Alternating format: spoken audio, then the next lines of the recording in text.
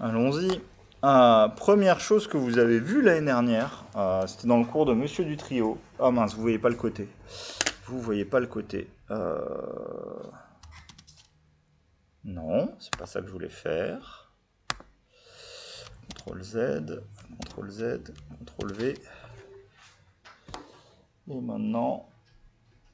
Ah, vous avez même pas ce bord là. Ok. Euh, Première chose, vous l'avez vu l'année dernière, c'est que si on essaye de prendre les sous-groupes de Z+, ils sont de la forme, ce qu'on appelle NZ, c'est-à-dire c'est tous les multiples de N, tous les multiples entiers avec des entiers dans Z de N.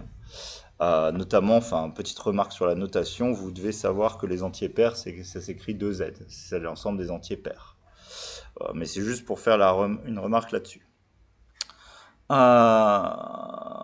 Donc les sous-groupes de Z+, sont de la forme NZ. Alors la preuve, elle est intéressante, je vais vous la refaire moi en entier, même si elle est écrite dans le poly, mais vous ne l'avez pas. Parce que c'est vraiment un des raisonnements basiques qui est lié à la division euclidienne et qu'on a fait pour les polynômes. C'est exactement ce que je vous avais fait en début d'année, quand je vous ai montré l'existence, alors c'était pas dans ce contexte-là, mais du polynôme minimal. J'avais fait les idéaux et j'avais montré que les idéaux de K crochet X étaient monogènes, enfin étaient engendrés par un élément. On va revenir, c'est vraiment le même raisonnement et donc c'est la même chose qu'il faut faire. Euh, Tout simplement,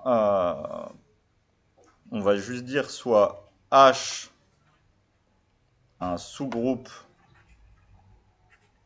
de Z+. Alors je vous rappelle qu'un sous-groupe ça va contenir l'élément neutre. Donc H, je peux le dire, il est non vide. Et je fais une remarque sur les sous-groupes. Et si petit h appartient à grand H, vu que c'est un sous-groupe additif, avec ça on va jongler un peu avec ça aussi. C'est-à-dire qu'on va faire à la fois des sous-groupes additifs et des groupes multiplicatifs. Là c'est un sous-groupe additif. On ajoute des choses. Si H est dans le sous-groupe, forcément son opposé moins H, ou son inverse pour la loi de groupe, hein, c'est ça que vous appeliez l'année dernière, il est aussi dans H. Puisqu'il est non vide et que j'ai ça, il y a deux possibilités. Ça implique que soit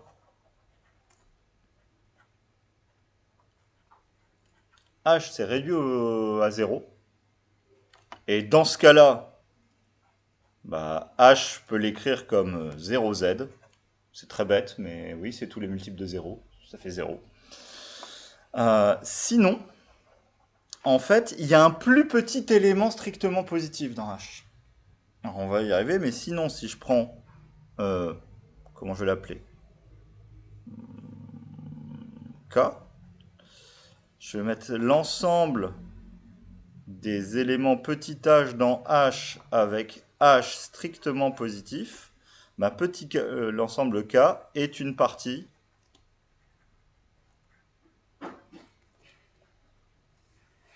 non vide minorée par 0 de H. Qu'est-ce que vous pouvez dire sur une partie non vide minorée de réel?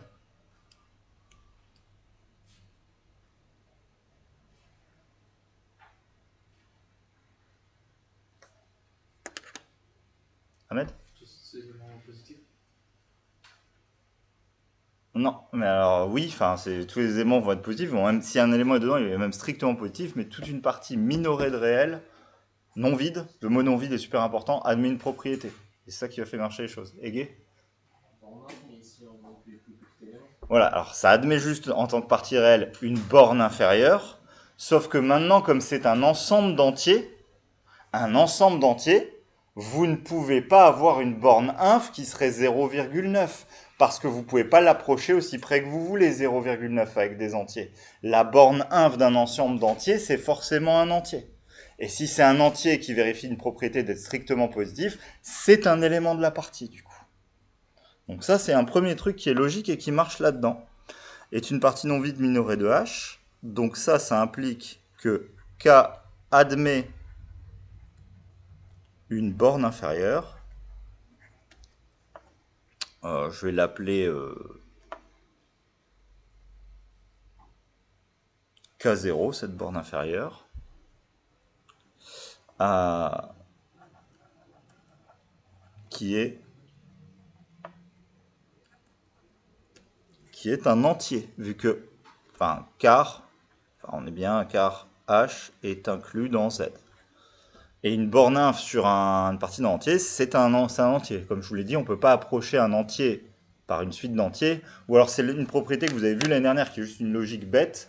Si vous prenez une suite d'entiers qui est convergente, elle est stationnaire à partir d'un certain rang. C'est un peu la même idée qui est ici.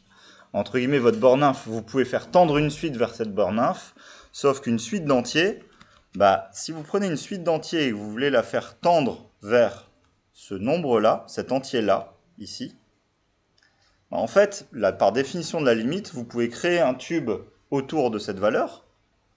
Donc un tube de rayon epsilon, je vais prendre par exemple epsilon égale 1,5. Si je crée un tube de largeur 1,5 autour, ça veut dire quoi? Imaginons que cette valeur-là, c'est 1. J'ai 0 ici, j'ai 2 là. Ma suite, à partir d'un certain rang, elle doit rentrer dans le tube qui est ici, sauf qu'elle prend que des valeurs entières. Elle peut prendre 0, elle peut prendre -1, enfin je fais des valeurs dans les négatifs, mais c'est juste pour vous faire comprendre que au bout d'un certain rang, elle doit être dans ce tube-là et prendre des valeurs entières. Elle n'a pas le choix. Elle doit prendre la valeur 1 à chaque fois, vu que c'est le seul entier dans le tube de valeurs. Donc, c'est le même principe ici. Ma borne inf, je peux essayer de faire tendre un objet, une suite vers cet élément. Et j'ai forcément cet élément qui est un entier qui est dans H. Et donc, j'ai K0 qui est strictement positif. Alors, ça, c'est la partie un peu bête que je voulais pas, qui est de la technique pour faire une vraie preuve de maths. C'est maintenant qu'il y a le raisonnement le plus intéressant, qui est le raisonnement qu'on a mené en début d'année et qui est un raisonnement qu'on va refaire plusieurs fois dans ce chapitre. Donc, c'est vraiment un raisonnement qu'il faut entre guillemets maîtriser quand on va vouloir trouver le plus petit élément qui vérifie quelque chose. Comment on va vérifier que c'est le plus petit élément? C'est un peu ça l'idée. C'est maintenant on va aller montrer qu'en fait notre groupe c'est K0 fois Z. C'est-à-dire que c'est tous les multiples de K0, de ce plus petit élément entier qu'il y a dedans. Comment on va faire? En fait c'est un truc bête. S'il y a autre chose que les multiples de K0 dedans, on va montrer que ce serait pas possible. Sinon on recrée un nouvel élément qui serait entier et qui serait lui-même plus petit que K0, ce qui nie le fait que c'est la borne inf, ou le plus petit élément. Donc ça pose un problème. Et ce raisonnement-là, on va le faire plein de fois.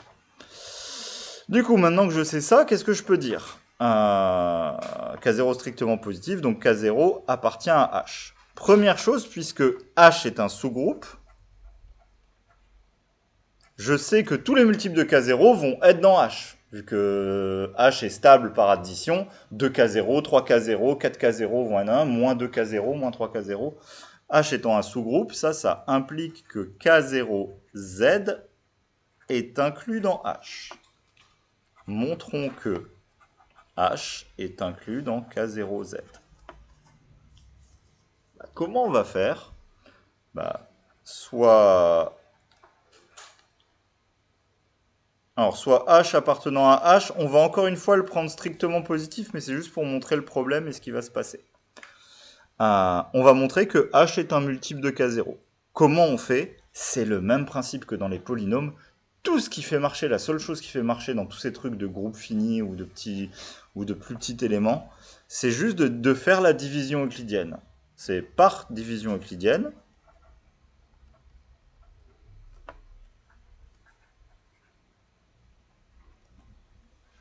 Il existe Q et R. Alors, pour le moment, je vais les mettre appartenant à n carré vu que tout est positif, tel que H ce soit égal à Q fois K0 plus R. Je fais la division de H par mon nombre K0. Alors, si vous connaissez votre théorème de division euclidienne, il faut le connaître, j'ai pas écrit une des propriétés. Alors, il me manque une des propriétés que j'ai pas écrit, mais qui m'intéresse pas ici, mais je vais le faire, j'aurais dû le faire. Ces Q et ces R sont uniques, ce qui va jouer. Mais j'ai oublié d'écrire une propriété qui est super importante quand vous faites une division euclidienne. Sur quelle quantité est-ce qu'on a une condition et quelle est-elle ici? Ryan? Ouais, voilà. Avec R, qui est donc positif parce que, avec ce que j'ai pris, est strictement plus petit que K0. Et c'est tout le truc qu'on va dire justement. On va montrer que c'est pas possible qu'il y ait un reste. Parce que s'il y a un reste, en gros, il y a un élément qui va être dans le groupe et qui va être plus petit que K0. Sauf qu'on a dit que K0 c'était le plus petit des éléments. Donc ça pose un problème. Si on a ça, en effet, je peux écrire comment? Alors, je peux écrire de façon très puissante que R, c'est H moins Q fois K0. Sauf que ceci, ça appartient à H, que ceci, ça appartient à H, donc tous ces multiples appartiennent à H, donc tout ceci, ça appartient à H, et donc par somme, tout ceci, ça appartient à H. Donc R appartient à H, et R est compris entre 0 et strictement plus petit que K0. Alors c'est pas un raisonnement par l'absurde, mais je vais le faire un raisonnement direct. K0 étant le plus petit élément strictement positif, ça implique que le reste est forcément nul. C'est ça le raisonnement direct. Mais l'idée, c'est qu'il ne pouvait pas exister d'éléments strictement positifs plus petits que K0. Maintenant que je sais que R est nul, ça implique que H, c'est égal à Q fois K0, ce qui implique que H est inclus dans K0 fois Z.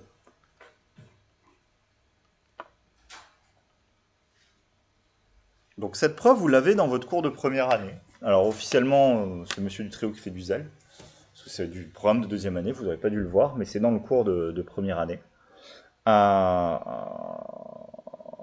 Mais voilà le raisonnement, c'était vraiment ce raisonnement de, quand vous voulez trouver le plus petit élément qui vérifie quelque chose, en général, on fait la division euclidienne de toutes les autres possibilités par rapport à cet élément, et on va montrer que le reste de la division euclidienne, soit est nul, soit que c'est un peu, que c'est pas possible, on doit prouver quelque chose sur ce reste.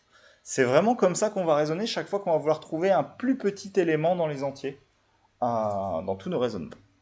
Donc ça, c'était une première redite qui fait partie de notre programme et qu'on devait parler. Maintenant, je vais faire des rappels aussi de choses que vous avez vues l'année dernière et qu'il faut qu'on parle maintenant et qu'on voit. C'est la notion de congruence. Hop. Alors, c'est pas quelque chose de capital, mais c'est juste pour être clair. Donc, c'est un rappel. Vous avez défini une relation d'équivalence l'année dernière. Deux éléments A et B sont en relation si A est congru à B modulo N, ce qui veut dire que A est égal à B plus Kn, K appartenant à Z. C'est la même définition, j'ai pas remis cette définition-là, mais c'est ça. Ce qui veut dire que quand on regarde les congruences modulo N, puisqu'on a défini une relation d'équivalence, on a ce qu'on appelle des classes d'équivalence. Un nombre est congru à 1 modulo 3 s'il s'écrit 3K plus 1. Mais donc il y a la classe d'équivalence de 1, c'est tous les nombres, modulo 3, c'est tous les nombres qui s'écrivent 3K plus 1. Donc on va décrire comme ça, on peut construire n classes d'équivalence pour dire que ce sont des classes. C'est-à-dire que ce n'est pas des nombres, c'est un ensemble de plein de nombres qui vérifient la même relation de congruence. Je mets des barres au-dessus des nombres entiers. C'est juste ça. En fait, si je crée ça, ces classes-là de 0 à n-1, en fait, vous avez vu des choses l'année dernière qui vont nous servir là pour parler en termes de groupe. C'est que ce que j'appelle la classe de A, c'est ce que je vous ai redéfini ici, c'est l'ensemble des entiers Z qui s'écrivent A plus K fois N. Et vous savez deux choses qui vont m'intéresser fortement. C'est que si A est congru à B modulo N et si C est congru à D modulo N, vous savez que la somme des deux, il y a un problème ici, il faudrait que je corrige le poly, mais je vous l'ai déjà fait imprimer. C'est pas un C plus D, alors c'est vrai, mais je voulais plutôt écrire que c'était un B plus D. Mais en gros, vous avez le droit de sommer les relations modulo N, et vous avez le droit de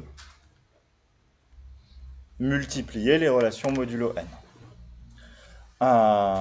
Ces deux propriétés-là vont nous servir à quoi? En gros, à créer un groupe. Parce qu'en gros, c'est stable. En gros, cette loi, elle est un peu stable par l'addition et par la multiplication. Donc, on va même pouvoir créer un groupe des inversibles. On va pouvoir parler d'un anneau. On va pouvoir créer plein de choses à partir de ça. C'est tout le but. C'est le gros morceau de ce chapitre. Donc, allons-y. C'est notre nouveau groupe de référence dont vous n'avez pas parlé par contre l'année dernière. C'est ce qu'on va appeler le groupe Z sur NZ. Alors normalement, vous n'en avez pas parlé l'année dernière.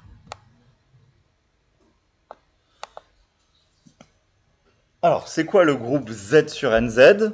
C'est l'ensemble des classes d'équivalence de 0 jusqu'à n-1. Quel que soit, donc c'est bête. mais quand vous travaillez, en gros, j'exagère, mais si je écris ce que c'est que z sur 3z, c'est l'ensemble 0, 1, 2, où en fait, quand j'écris 0, ça, c'est l'ensemble des nombres qui s'écrivent 3K. La classe de 1, c'est l'ensemble des nombres qui s'écrivent 3K plus 1. La classe de 2, c'est l'ensemble des nombres qui s'écrivent 3K plus 2. Donc, entre guillemets, 7, modulo 3, il est dans la classe de...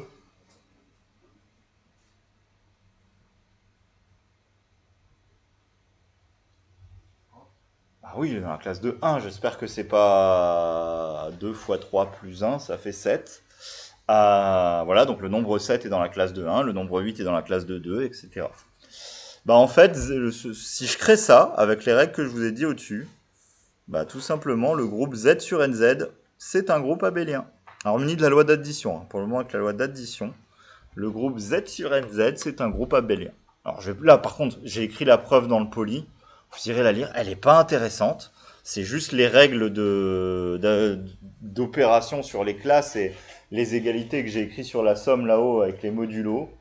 Mais en gros, ce qui fait tout marcher, c'est que la classe de K plus la classe de L, ça fait la classe de K plus L. Si vous cherchez la classe de 2 modulo 3, c'est 2. La classe de 7, je vous ai dit que c'était 1. La classe de 7 plus 2, c'est la même chose que de trouver la classe de 9. Ou c'est la même chose que de trouver la classe de 1 plus 2. Enfin, ça revient à la même chose à chaque fois. Donc c'est ça qui fait marcher les choses. Et c'est ça qui fait que cette chose est un groupe abélien. Et plus que ça encore, mais c'est plus pour nous. Vous n'en avez pas trop parlé l'année dernière. Ce qui va nous intéresser, c'est que c'est un groupe fini. Et on va voir des choses sur les groupes finis, sur les cardinaux des groupes finis qui ne peuvent pas être n'importe quoi. On va voir des choses là-dessus. Alors allons-y, on continue des petites propriétés sur les groupes que vous n'avez pas trop développé l'année dernière, ou si vous l'avez développé, vous n'en êtes pas servi. Et nous, on va s'en servir un peu plus. Pas des choses capitales, c'est pas comme le raisonnement par division euclidienne que je vous ai fait juste avant. Mais exactement comme les espaces vectoriels, vous devez savoir qu'une intersection d'espaces vectoriels, ça reste un espace vectoriel. Ici, on a la même chose. Une intersection quelconque de sous-groupe d'un groupe reste un sous-groupe de G. Si je note H l'intersection de tous les sous-groupes de G, de n'importe quel, enfin d'un nombre quelconque de sous-groupes de G, bah puisque l'élément neutre, si je l'appelle E, l'élément neutre du groupe, il est dans chacun des petits sous-groupes HI, bah, il est forcément dans l'intersection H. Et si je prends deux éléments de H, ils appartiennent à tous les HI. Et donc X fois Y moins 1 est dans chacun des HI, vu que chacun des X et des Y sont dans les HI. Donc c'est dans l'intersection de tous les HI, donc c'est dans H. Un peu lourd, pas très intéressant, juste comme les espaces vectoriels, l'intersection de sous-groupes, ça reste un sous-groupe. Pourquoi ça c'est intéressant? C'est exactement la même chose. À quoi ça sert pour les espaces vectoriels de savoir que l'intersection d'espaces vectoriels est un espace vectoriel? Ça sert à quelque chose de fondamental pour les espaces vectoriels.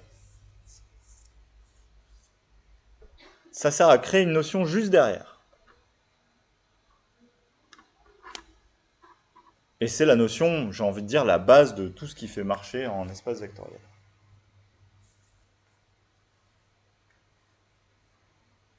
Sans cette propriété-là sur les espaces vectoriels, vous ne pouvez pas définir ce que c'est que le vect d'une famille de vecteurs. En fait, parce que c'est quoi le vect d'une famille de vecteurs? C'est quoi ce qu'on a écrit quand on écrit vect? Juste même de façon très simple, un vect de E1, E2, c'est l'ensemble des vecteurs que je peux engendrer à partir de mes deux vecteurs E1 et E2. En fait, ce vect de 1, E2, c'est le plus petit sous-espace vectoriel qui contient E1 et E2, en fait. Si j'essaie de créer un espace vectoriel qui contient E1 et E2, le plus petit sous-espace vectoriel qui les contient, c'est ce que je vais appeler vect de E1 et E2. C'est l'espace vectoriel engendré par E1 et E2. Bah, on a la même chose du coup vis-à-vis des groupes. Si l'intersection de groupes, ça reste un groupe, alors quand je prends une partie de mon groupe, par exemple, je reprends mon exemple de Z sur 3Z avant. C'est un groupe très bête. C'est un groupe à 3 éléments, entre guillemets. Il y a classe de 0, classe de 1, classe de 2. Bah, si je vous prends les deux éléments que je crée une partie que je vais appeler A, qui est la partie 0 et 2, bah, je peux créer un groupe à partir de cette partie en faisant toutes les additions, multiplications possibles. Alors, avec 2 éléments, là, c'est un peu bête. Alors, peut-être que je fasse un autre exemple un peu plus intelligent. Si je me place dans Z sur 6Z, pour être un tout petit peu plus intelligent, dans Z sur 6Z, il y a un peu plus d'éléments. Si je prends maintenant la partie A, qui est la partie 0,2, et que je veux faire un groupe avec ça, bah, je dois pouvoir faire toutes les additions et tous les multiples de ces éléments pour faire un groupe. Donc si j'ai 0 dedans et 2 dedans, je dois aussi avoir 0 plus 2. Alors 0 plus 2, c'est un peu bête, ça fait 2. Mais je dois aussi avoir l'opposé de la classe de 2. C'est quoi l'opposé de la classe de 2 dans Z sur 6Z?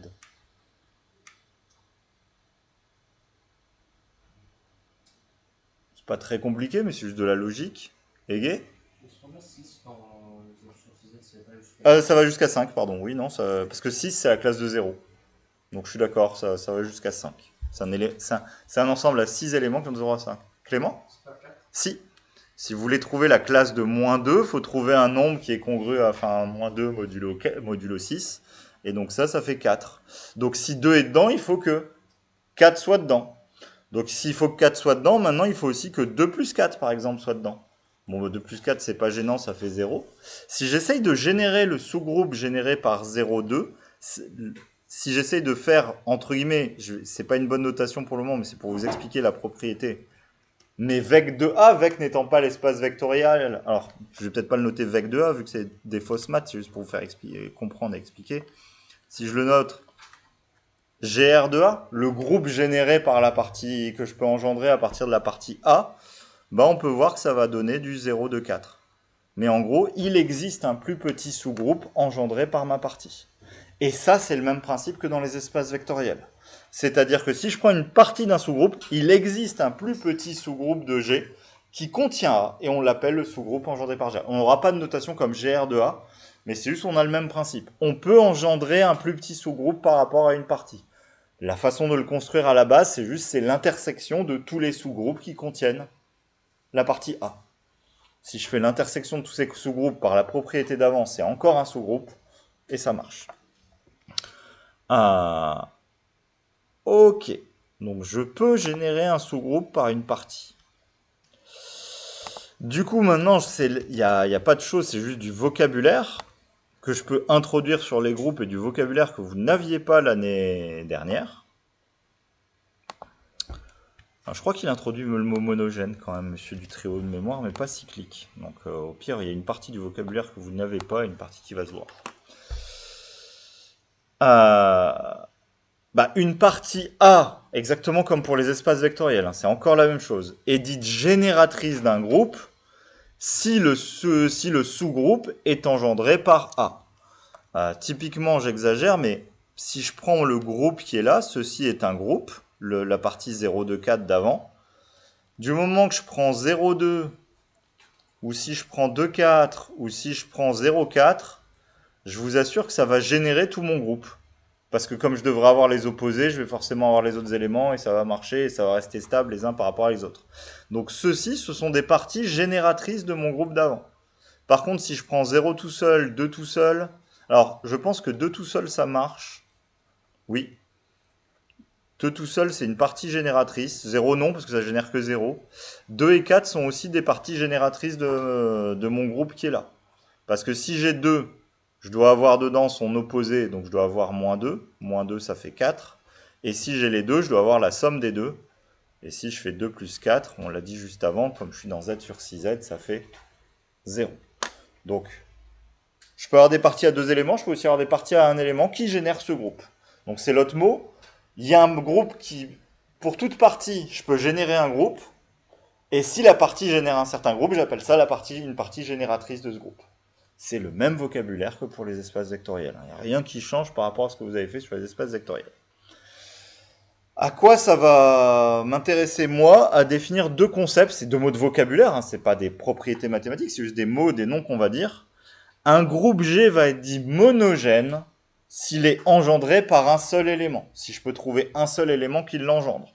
Typiquement, mon groupe d'avant, là, 0, 2, 4, c'est un groupe monogène parce qu'il peut être engendré soit par 2, soit par 4. Euh, Alors, et j'ai mis dans le poly, et G s'écrit comme la somme, enfin comme les A puissance n appartenant à Z. Je vais insister là-dessus juste pour dire, ça c'est si on a un groupe multiplicatif. Si on a un groupe additif, G ça deviendra A fois Z. Avec A, c'est-à-dire tous les multiples de A qu'on peut générer par A. C'est ça un groupe monogène. C'est-à-dire que vous pouvez avoir A, si vous avez A, vous avez forcément moins A, vous avez forcément 2A, vous avez forcément moins 2A dedans, vous avez forcément 0 qui est l'élément neutre pour l'addition. Tout comme dans l'autre avec les A puissance n, quand vous faites A puissance 0, ça fait 1, c'est l'élément neutre pour la multiplication. Donc un groupe est monogène s'il est engendré par un seul élément. Et un élément A qui permet d'engendrer le groupe G, c'est un élément générateur du groupe. Donc c'est plein de mots de vocabulaire qui se recouplent dans un sens ou dans l'autre. On rajoute une dernière couche de vocabulaire. Un groupe est dit cyclique s'il est monogène et fini. Et nous, c'est ce qui va nous intéresser un petit peu. On va travailler avec des groupes finis. Donc en fait, on va travailler avec des groupes. On va essayer de trouver des groupes cycliques, des groupes qui sont générés par un seul élément et de cardinal fini. Et c'est là où le lien avec la première propriété du chapitre a du sens. En fait, alors, quand on a dit que les sous-groupes de Z+, c'était de la forme K0 fois Z, là, avec mes notations de tout à l'heure, j'ai pas encore dit qu'il était fini, mais en tout cas, c'est tous les multiples d'un seul élément. Les sous-groupes de Z sont en fait monogènes. Ils sont générés par un seul élément. Et donc, c'est des règles qu'on va essayer de trouver pour prouver que des choses vérifient ce genre de choses. Enfin, des groupes vérifient certaines propriétés là-dessus.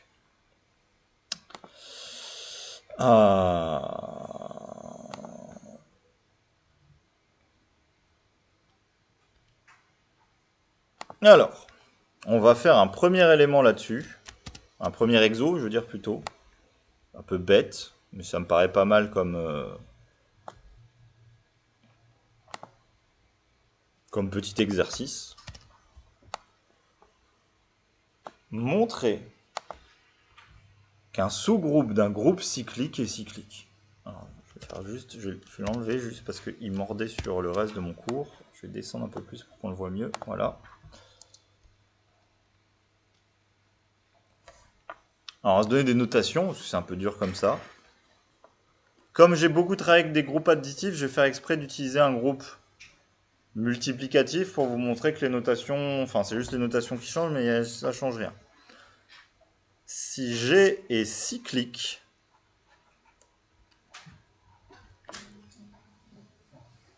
bah ça veut dire qu'en fait G, c'est entre guillemets un élément E. Alors, je le note E pour l'élément neutre, mais comme je vais prendre une notation multiplicative, c'est 1.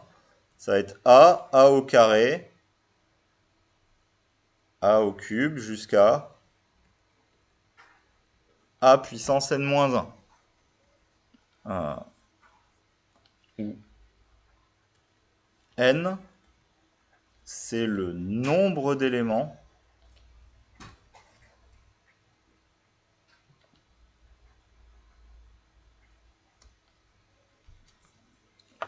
du groupe. Est-ce que vous êtes d'accord avec ça? C'est un truc qu'il faut comprendre qui est un peu... Il manque un C ici, c'est cyclique. Il faut le comprendre, c'est vraiment un truc important de ce chapitre. Je pense que c'est pas très compliqué, mais à vous de me le dire. On cherche un groupe qui est généré par un seul élément, je vais l'appeler A cet élément, et qui est fini. Si le groupe est fini, ça veut dire qu'en faisant plusieurs fois l'élément, au bout d'un moment, je retombe sur la même chose.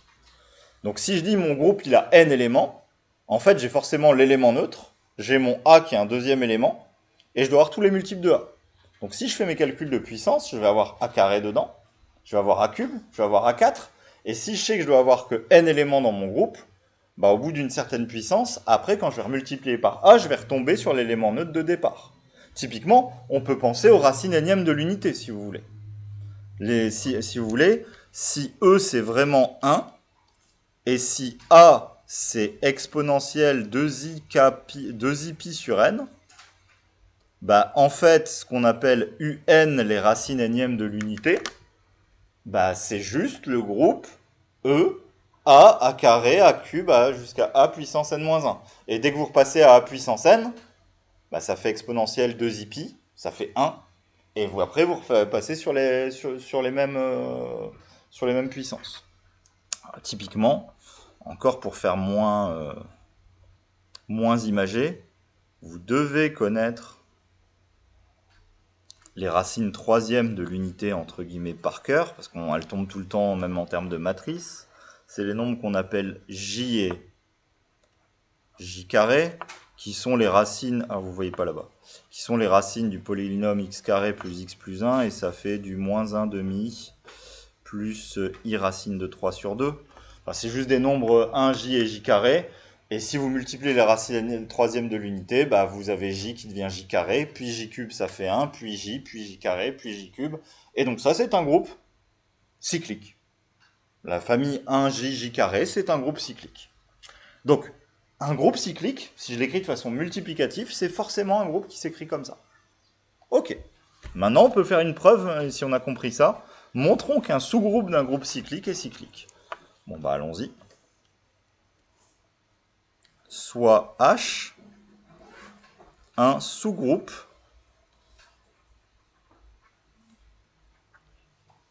de G. Comment vous allez montrer que ce groupe est cyclique?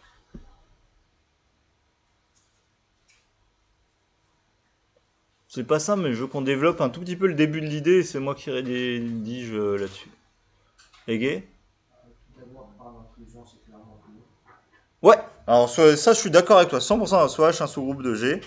On a H de cardinal fini, c'est évident, mais oui.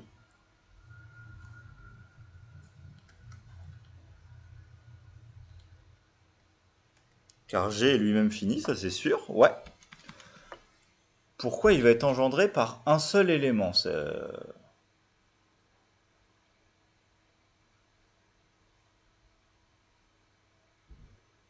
Alors, je vais rajouter quelque chose, moi, c'est un peu pour vous aider et vous mettre sur la piste. Soit... Alors, je vais appeler petit h appartenant à h.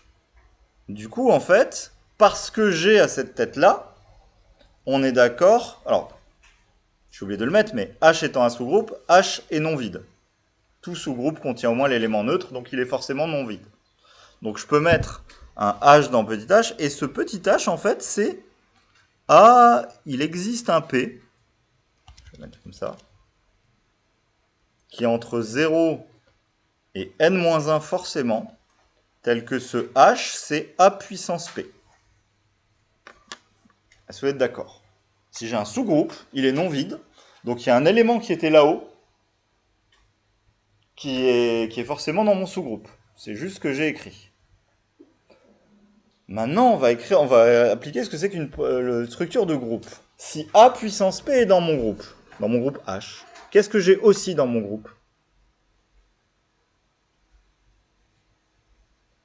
Est-ce que quelqu'un peut me donner... Je vais interroger quelqu'un parce que vous ne voulez pas répondre. Est-ce que quelqu'un peut me donner un autre élément qui est dans le groupe? Alors, hop. Random number. Ça faisait longtemps. Je l'ai même plus dans les favoris. Vous êtes 12. 11. Ryan. Est-ce que si A puissance P est un élément de mon groupe, quel autre élément, en dehors de l'élément neutre, je vais revenir après sur l'élément neutre, mais quel autre élément est forcément dans mon groupe?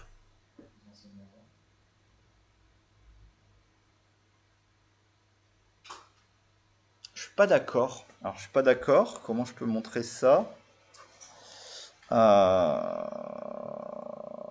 refais mon groupe des racines énièmes de l'unité pour montrer quelque chose, mais là, je vais pas en prendre 3. Je vais en prendre 4. Les racines quatrièmes de l'unité, il y a 1, il y a i, il y a moins 1, et il y a moins i. Si je dis Ah si, ça m'a pas marché là. Attendez. Ah mince. Ça marche pas, ils sont homogènes. Ah, je veux pas. Je suis dans un cas particulier en disant ça.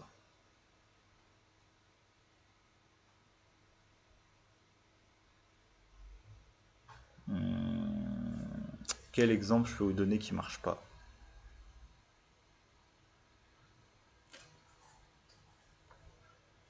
Alors je vais reprendre un truc additif parce que c'est plus simple. Je pensais le faire avec mes racines, mais là ça marche pas. Je reprends justement mon exemple de tout à l'heure, mon z sur 6z, qui est égal à 0 jusque classe de 5. Et je te dis juste, je prends H, un sous-groupe qui est inclus dans Z sur 6Z. Et je te dis, il y a un élément dedans. Alors, ce qui joue le rôle de A, entre guillemets, ici, ce serait 1, hein, l'élément neutre. Alors, ce qui jouerait le rôle dans mon exemple ici de E, ce serait 0. Et ce qui jouerait le rôle de A dans cet exemple-ci, ce serait la classe de 1. Ce que je te dis, moi, c'est qu'il existe P. Donc, mon H, par exemple, je vais te dire, c'est 2. Alors si H c'est 2, c'est parce que là c'est additif, donc en fait c'est juste que c'est 2 fois la classe de 1, mais c'est le même principe, c'est juste qu'au lieu d'avoir des puissances, c'est des multiples devant. Si je te dis H c'est la classe de 2, je suis pas d'accord que la classe de 5, qui serait ce que tu m'as appelé A puissance n-1, est dedans.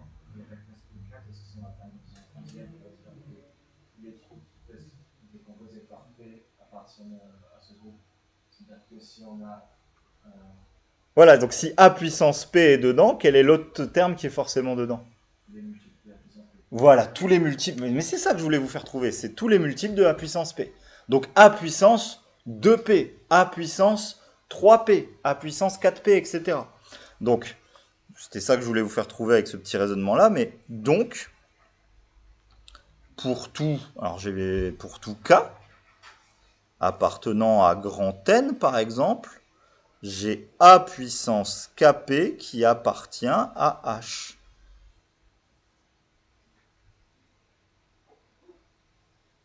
Ok.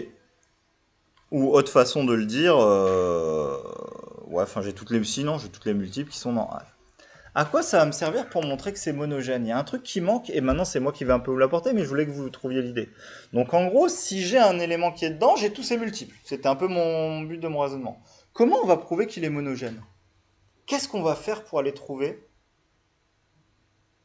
Pour aller trouver l'élément qui va engendrer tout ce groupe H. Entre guillemets, imaginons donc. Tout à l'heure, je reprends mon exemple dans Z sur 6Z. Si je vous dis j'ai 2 dedans, bah, si j'ai 2 dedans, j'ai forcément la classe de 4. Si j'ai forcément la classe de 4, alors après j'ai les multiples, j'ai la classe de 6, mais la classe de 6 ça fait 0, et mon groupe c'est 0, 2, 4. Comment je vais trouver que c'est engendré par 2 si par exemple, à la place de dire j'ai 2 dedans, je dis j'ai 4 dedans? Je veux dire, bah, si j'ai 4 dedans, j'ai 2 fois 4, 2 fois 4 ça fait 8, modulo 6 ça fait 2, et je retombe sur le 2, et ça va marcher à partir de là. Mais comment, à partir de l'élément 4, je retrouve le 2, entre guillemets? C'est pas simple. Et c'est pour ça que je vous ai dit qu'il y avait une preuve importante au tout début, qui était la première preuve. C'est quoi l'élément qui va engendrer le groupe? Et vous êtes d'accord avec moi, d'un point de vue logique, c'est pas très compliqué à comprendre. C'est quoi l'élément qui va engendrer le groupe, entre guillemets? Égé? C'est la plus petite puissance de A qui va apparaître dans le groupe, est-ce que vous êtes d'accord? S'il y a A dedans, bah tout le groupe est généré. Mais si c'est A carré, la plus petite puissance qu'il y a le 2, dedans on va avoir A carré, A4, A6, et ça va boucler au bout d'un moment, mais on va avoir que les puissances paires, vous êtes d'accord? On peut peut-être avoir aussi généré par A cube, et il y aura que A cube, A6, A9, et c'est tout. Enfin, on retombe enfin, ça dépend des groupes, et ça dépend des tailles des groupes, hein, mais il peut se passer quelque chose comme ça.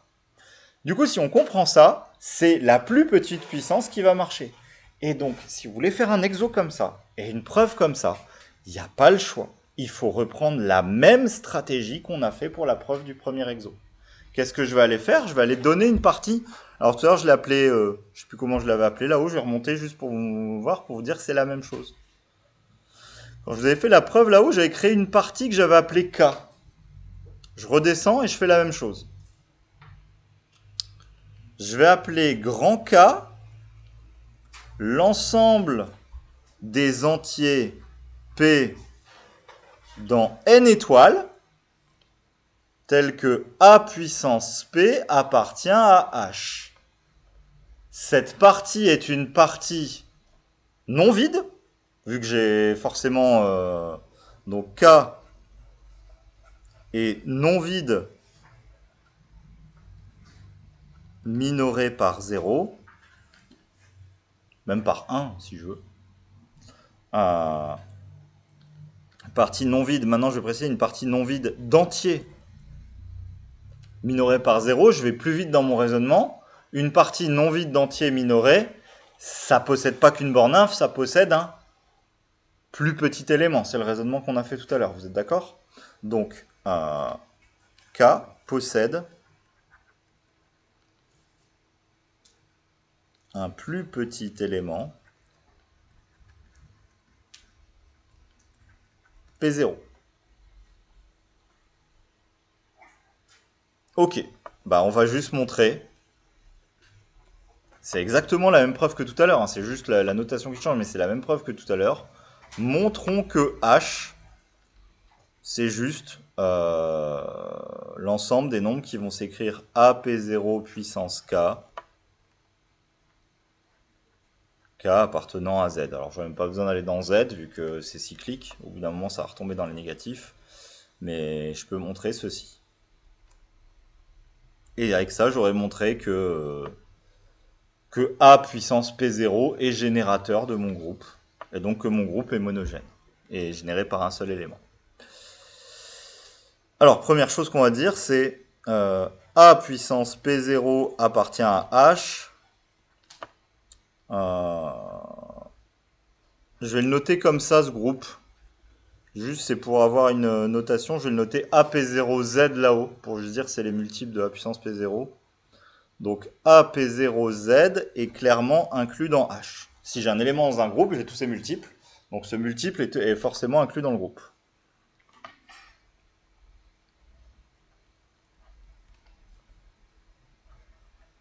Soit, maintenant, je vais montrer la réciproque, réciproquement.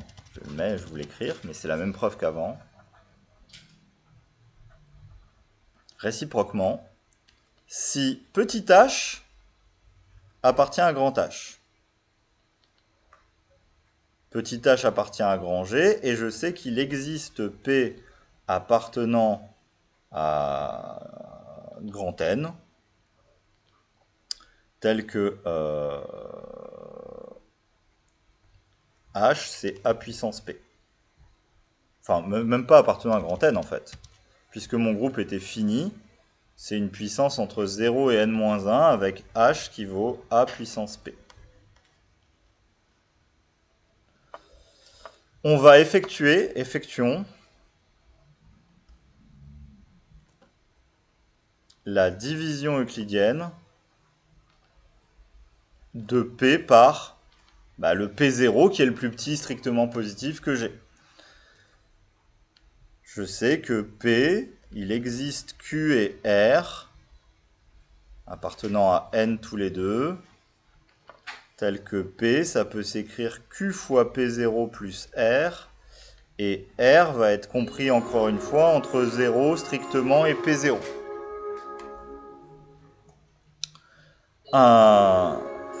Ok.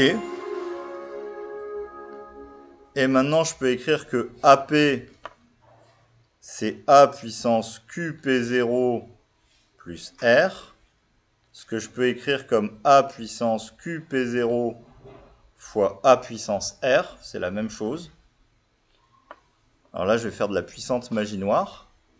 C'est équivalent à dire que A puissance P fois A puissance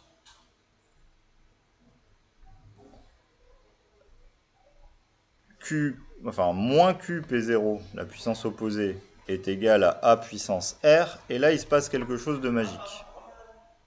C'est que ceci est dans H par hypothèse, c'est mon élément petit h. Ceci est dans H, je l'ai déjà dit, car ce que j'ai appelé AP0Z est inclus dans H. Du coup, forcément, ceci est dans... Donc, A puissance R appartient à H.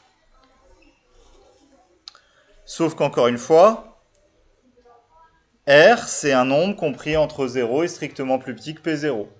Et que P0, c'était l'entier le plus petit strictement positif qui était dans H. Du coup, ça implique que le R est encore une fois forcément nul. Il ne peut pas y avoir d'entier strictement plus petit que P0 et strictement positif qui est dans H.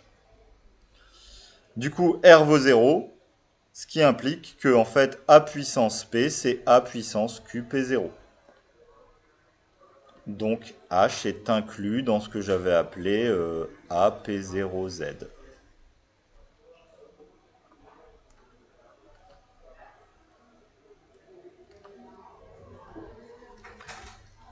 C'est pour ça que cette preuve que je vous ai mis de votre cours de l'année dernière de Monsieur Dutrio était importante. C'est que ce raisonnement-là, c'est un raisonnement qui est classique et qu'on fait très souvent.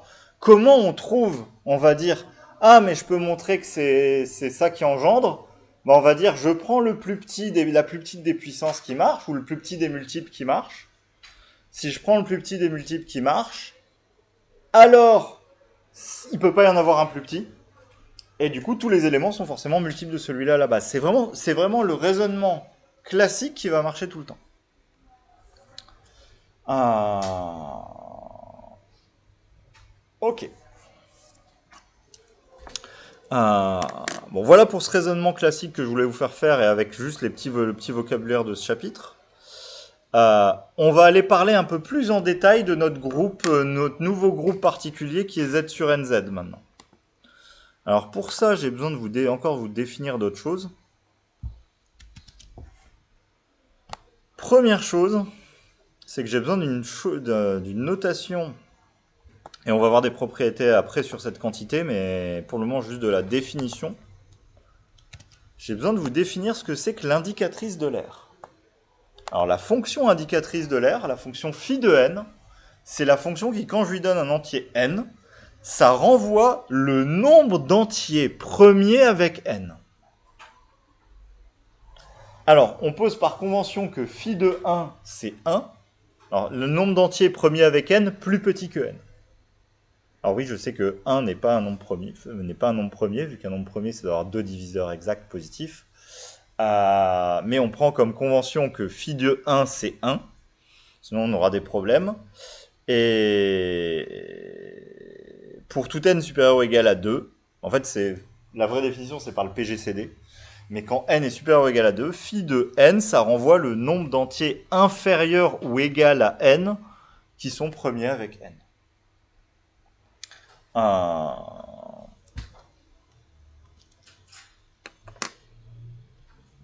Bon, j'ai juste besoin de ce nombre-là, c'est le nombre d'entiers premiers avec n.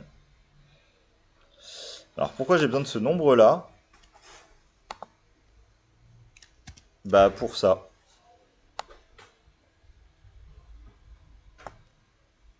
Pour cette propriété-là et cette remarque-là qui va nous servir. Bah, le groupe Z sur NZ, il est cyclique en fait. Enfin, on va faire la preuve, mais alors je vais pas la refaire. C'est la même preuve, c'est encore le même raisonnement. Mais Z sur NZ, il est cyclique et il est engendré par la classe de K si, et je m'aurais même pu mettre si et seulement si, hein, c'est un si et seulement si ici, il faut que je modifie encore une fois ce poly. Pardon, c'est un si et seulement si. Enfin, c'est un S et si plutôt. K est premier avec N. Comment on va faire pour montrer ça? Bah, c'est facile. Le groupe Z sur NZ, si je veux l'engendrer, il faut que j'ai un... Alors, je peux l'écrire? Non, si, ça vaut le coup, ça faut faire des révisions. Ça veut dire quoi? Juste, on va pas faire la preuve, on va juste traduire ce que ça veut dire. Ça veut dire quoi? Que la classe de K engendre Z sur NZ. Ou qu'est-ce qu'il faut pour engendrer Z sur NZ? De toute façon, je pose mes questions vraiment dans plein de sens. Est-ce que vous pouvez trouver un nombre, une classe, qui engendre forcément Z sur NZ? Z sur 6Z ou Z sur 27Z. Je connais un nombre qui va engendrer Z sur 27Z. C'est pas très dur, mais il faut le trouver. Ryan? Ouais. Est-ce que vous êtes d'accord que 1 va engendrer Z? Bah, parce que si j'ai 1 plus 1, donc j'ai 2, j'ai 1 plus 1 plus 1, donc j'ai 3. Donc si j'ai 1, je peux engendrer Z sur NZ quoi qu'il arrive. Donc comment un élément va engendrer Z sur NZ? si en faisant des multiples de ce nombre, je peux tomber sur 1. Parce que de toute façon, si je dois engendrer le groupe, il faut qu'à un moment je tombe sur 1. Si je tombe pas sur 1, je peux pas engendrer tout mon groupe, vu que 1 serait pas atteint. Et si à un moment j'obtiens 1, j'ai instantanément tous les multiples de 1, donc j'ai engendré mon groupe.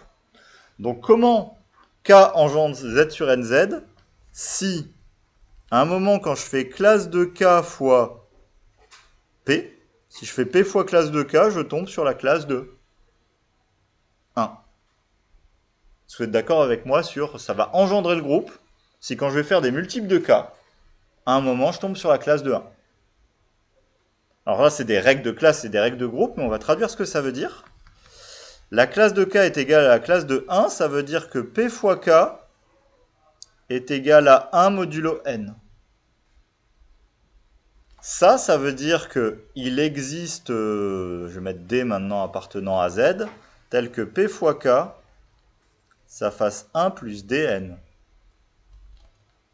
Ça revient à écrire que P fois K moins Dn égale 1.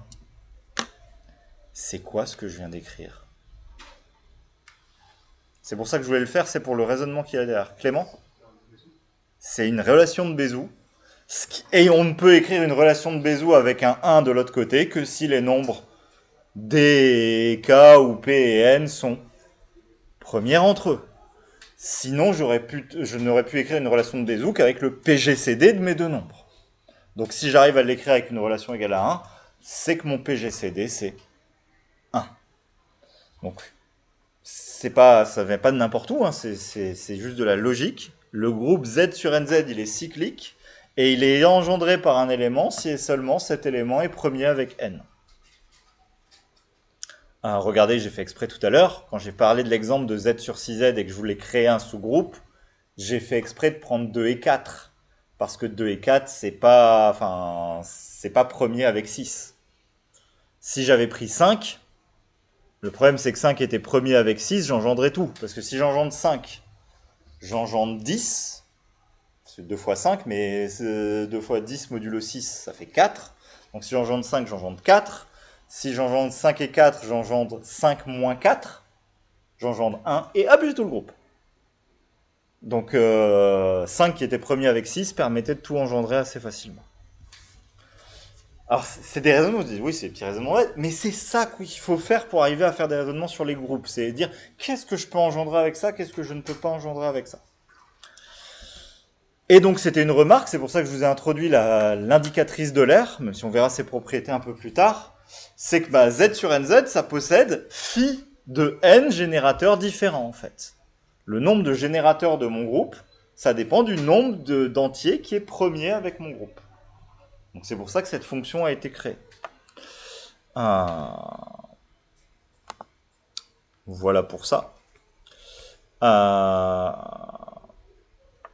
Je vous ai fait une remarque sur j'en ai déjà parlé sur les groupes des racines énièmes de l'unité, qui est un groupe monogène engendré, en fait, moi je vous avais dit par exponentielle 2 pi sur n, ce qui joue le rôle de ma classe de 1 si vous voulez, mais c'est engendré par n'importe quel nombre exponentiel de zk pi sur n, du moment que k est premier avec n.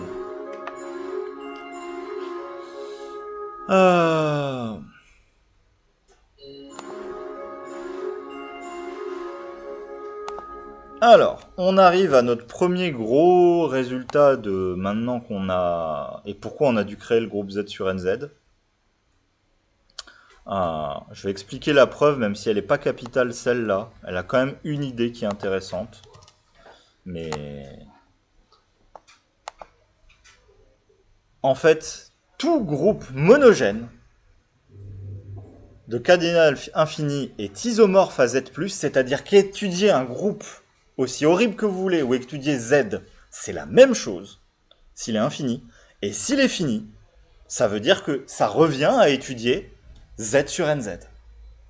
Donc en fait, il n'y a pas d'autres groupes monogènes, ce sont des groupes générés par un seul élément, que ces deux groupes-là. En gros, si vous maîtrisez le groupe Z+, qui est quand même pas le groupe le plus compliqué au monde, et si vous maîtrisez le groupe Z sur NZ, donc les congruences modulo n, vous savez gérer tous les groupes monogènes de la Terre. Donc c'est pour ça que ces deux groupes sont très importants et sont très étudiés, parce que euh, tout groupe monogène vont être isomorphes à ça. Qu'est-ce qui va faire marcher les choses? Je vous ai dit c'était quoi un groupe monogène? Je vous l'ai écrit, un groupe homogène, si je l'écris d'un point de vue multiplicatif, G est monogène, ça veut dire que G peut s'écrire comme A puissance n avec n appartenant à Z pour le moment. Je sais, j'ai pas dit qu'il était fini, j'ai dit qu'il était monogène, c'est-à-dire généré par un seul élément. Donc c'est-à-dire que c'est tous les multiples de cet élément. Donc s'il y a A, il y a A carré, il y a A cube dedans, il y a A puissance moins 1, vu qu'il y a l'inverse de A forcément dedans. Donc s'il y a A puissance moins 1, il y a A puissance moins 2, il y a A puissance moins 3. Il y a l'élément notre E qui est A puissance 0. Donc en fait, un groupe monogène, c'est un groupe qui s'écrit comme ça. Et comment je vais regarder pour vous montrer que tout groupe est isomorphe à ça? En fait, l'idée, c'est juste d'aller regarder cette application-là. Je vais créer l'application F qui va de Z dans G et qui a un entier n associé à puissance n. Et en fait, il va se passer deux choses. Soit cette application, elle va être injective, et si elle est injective, instantanément, mon élément est de cardinal infini, et ça va être isomorphe. En gros, elle va être bijective instantanément, et mon groupe va être isomorphe à Z+, parce que cette application-là va être bijective. Ou alors, le noyau de cette application-là, qui est un morphisme de groupe, en fait, le noyau de cette application-là n'est pas réduit à 0. Il y a des éléments dedans qui sont... Il y a des éléments non réduits à l'élément neutre qui sont dedans. Dans ce cas-là, puisque je vous rappelle des trucs de première année, mais je ne veux pas refaire un topo total là-dessus, mais ça vaut le coup quand même. Le noyau d'un morphisme de groupe, c'est un groupe au départ. Donc en fait, mon noyau, ça va être un sous-groupe de Z+. Un sous-groupe de Z+, c'est de la forme NZ. Et instantanément, c'est ça qui va faire que mon groupe va être isomorphe à Z sur NZ. Parce qu'en gros, dès que je multiplie par N quelque chose, je vais retomber sur le même élément. Donc c'est vraiment cette application-là qui fait qu'on a cette propriété, selon qu'elle est injective ou pas. Mais en gros, il y a deux types de groupes monogènes, ceux de la forme Z+, et ceux de la forme Z sur NZ.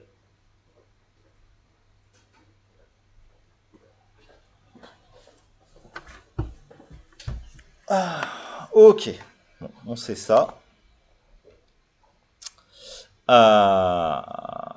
Alors, je vais encore faire des définitions et du vocabulaire, mais on tourne sur la même notion. Il n'y a rien de plus pour le moment. On essaye d'engendrer des groupes par un élément, et donc au bout d'un moment, on boucle si le groupe est fini.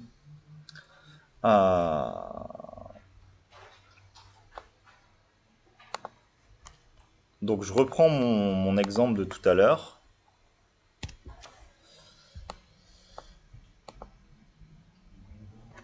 Alors, si G est un groupe multiplicatif, encore une fois, j'ai fait mon cours avec des notations de groupe multiplicatif, parce que justement, on va utiliser beaucoup de groupes additifs, c'est pour avoir les deux notations dans le poly. Si un entier n, à partir duquel A puissance n vaut E, c'est-à-dire si en faisant tous les multiples, à un moment, je retombe sur l'élément neutre, alors cet élément A, on va dire qu'il est d'ordre fini, et on va appeler l'ordre de A, et c'est encore une fois ça qui va faire jouer les choses, le plus petit entier naturel non nul, donc celui qui est, entre guillemets, encore une fois, par rapport à tout à l'heure, mon fameux P0 de tout à l'heure, quand je prenais le plus petit entier qui vérifiait quelque chose, qui vérifie que A puissance n vaut E. Du coup, l'ordre, c'est le cardinal du groupe qui est engendré par A. Si je prends tous les multiples de A, si à un moment je retombe sur eux, après j'ai parcouru tout mon groupe. Donc si j'essaye d'engendrer un groupe par A, ce sera un groupe fini monogène, donc cyclique au final, qui est de cardinal, l'ordre de A. Alors c'est la même logique que toutes les autres preuves que je vous ai faites, je ne vais pas la refaire, mais c'est toujours la même preuve, elle est écrite ici. En gros, si j'ai un autre nombre que l'ordre qui vérifie A puissance x vaut E pour un élément A, c'est que l'ordre de A divise forcément ce nombre x. Comment on fait pour faire la preuve? Je fais la division euclidienne de x par n, et forcément, puisque n c'est le plus petit entier naturel, encore une fois, le r qui est là va être nul. Du coup, en fait, l'ordre d'un élément, ça divise tous les multiples, si vous tombez sur un élément qui vérifie A puissance quelque chose vaut l'élément neutre, ou alors si vous tombez sur une classe d'un élément en Z sur NZ, si vous faites, je vais dire n'importe quoi, 4 fois la classe de 7 et que ça fait 0, par exemple dans Z sur 28Z, c'est que l'ordre de 7 dans la classe dans Z sur 28Z, c'est forcément un diviseur de 4. C'est dans l'autre sens qu'il faut le lire. C'est-à-dire que si vous avez trouvé une puissance qui marche, c'est que votre ordre divise ce nombre. Mais ça, c'est juste ça. L'ordre d'un élément, c'est le nombre de fois où je multiplie l'élément pour obtenir l'élément neutre.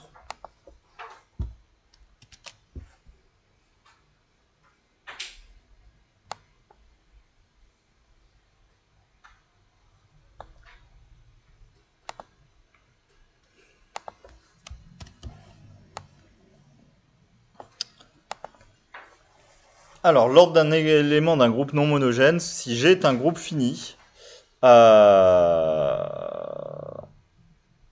A appartient à G, je peux faire tous les multiples de A. Si G est fini, quand je fais tous les multiples de A, je vais faire un nombre fini de possibilités, c'est pas possible autrement. Du coup, l'ordre de A est forcément un nombre fini, ça c'est sûr et certain, c'est pas dur. Et c'est ça qui va être important, ça va diviser le cardinal de G.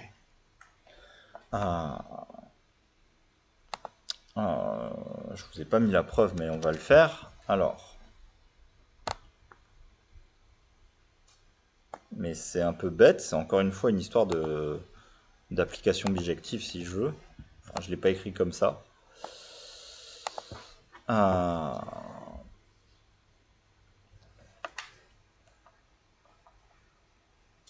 J'ai juste fait la preuve dans le cas commutatif au fait. Je crois que c'est marqué dans le programme qu'on doit le faire que dans ce cas-là. Il est évident, donc ce que je vous dis, si cardinal de G vaut n, le cardinal du groupe engendré par A, c'est forcément plus petit que n, donc il est d'ordre fini. Et si G est commutatif, ce que j'ai fait, j'ai écrit le produit de tous les éléments de G. Et je sais que l'application qui a G multiplie par A, c'est une permutation des éléments de G. Du coup, je sais que P, c'est aussi ce produit-là. Ça fait A puissance n fois P. Si je multiplie par l'élément P-1 qui est dans ça me fait A puissance n qui vaut E. Donc en fait, le nombre d'éléments qu'il y a dans G, mon ordre forcément divise le cardinal de G par la propriété précédente. C'est pas capital, mais l'intérêt, mais par contre le résultat, la preuve n'est pas capitale, mais le résultat est vraiment important. Parce que si on voit l'ordre d'un élément comme le cardinal du groupe qu'il a engendré, ça vous dit que le cardinal du sous-groupe divise le cardinal du groupe, quand on a des groupes finis. Et ceci, c'est un théorème qui est hors programme. On a la version dans le cas monogène, dans le cas simple, où on peut faire la preuve commutatif, etc. Mais c'est un théorème qui est hors programme, mais que je vais vous faire montrer derrière, parce que c'est important, je pense, de connaître ce résultat-là de façon générale. Quand on a des groupes finis, le cardinal de n'importe quel sous-groupe divise forcément le cardinal du groupe. Si vous avez un groupe à 28 éléments, si vous voulez créer un sous-groupe, il est forcément de taille 7, ou de taille 4, ou de taille 2, ou 2 x 7, 14. Enfin, c'est forcément, il ne peut pas y avoir un groupe dans un sous-groupe à 28 éléments. Il ne peut pas y avoir un sous-groupe à 21 éléments. Ce n'est pas possible. On ne peut pas arriver à le créer. Ça ne peut pas marcher. Avec les règles de calcul, on ne peut pas arriver à le faire. Et ça, c'est un théorème donc hors programme officiellement. Il n'est pas super dur à prouver. C'est un exo que j'ai mis dans le poly. Je vous le mettrai en colle pour la semaine où on fera colle sur les groupes. Ça s'appelle le théorème de Lagrange. Et le théorème de Lagrange nous dit que justement, dans le cas général, tout sous-groupe d'un groupe fini divise le cardinal du groupe. Et ça, je pense que c'est juste un réflexe à avoir dans ce chapitre, même si ce chapitre n'est pas très capital pour nous, mais dans ce chapitre, de savoir dire là, je travaille, je vais dire un peu dans Z sur 11Z. Z sur 11Z, ça a 11 éléments. Un sous-groupe, ça doit diviser le cardinal de ça. Si je travaille dans un sous-groupe de Z sur 11Z, soit il a un seul élément et c'est l'élément neutre, soit c'est complètement Z sur 11Z. Et on a par exemple résolu un problème plus compliqué. On verra des cas comme ça derrière. Mais ce principe de je dois diviser mes nombres quand je travaille dans Z sur 28Z, 28 c'est 7 fois 4. Je vais travailler dans des sous-ensembles plus petits où je peux faire les calculs à la main beaucoup plus rapidement pour faire les choses. Ça va être vraiment quelque chose de logique et quelque chose qu'on va faire pas mal. Donc, pas la preuve de cette propriété, mais le résultat en lui-même qui est intéressant.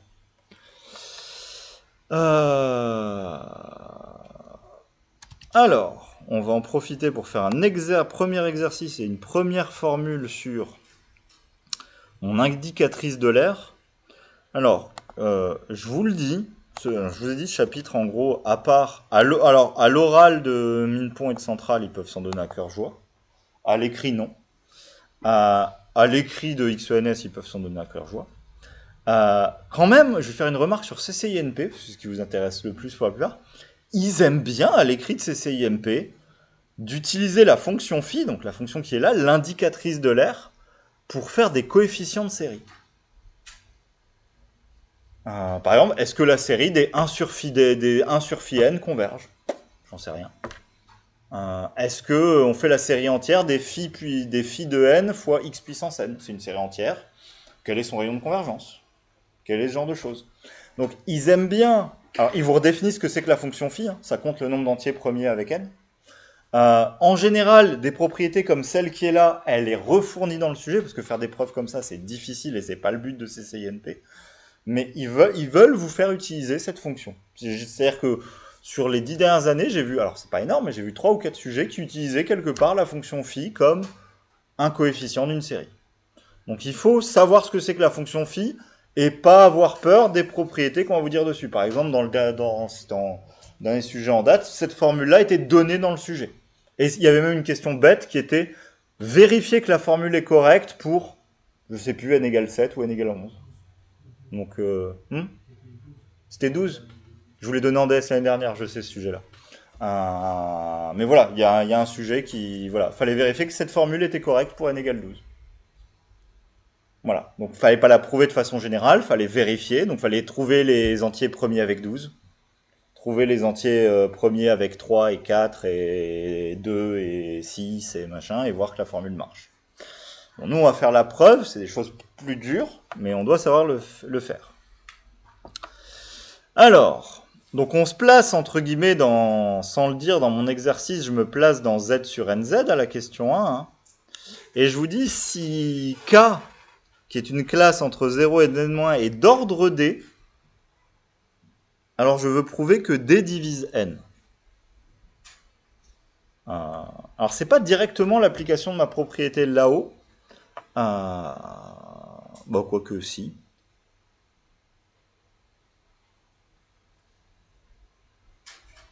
Si, je peux le voir comme l'application de ma propriété là-haut. Si, excusez-moi.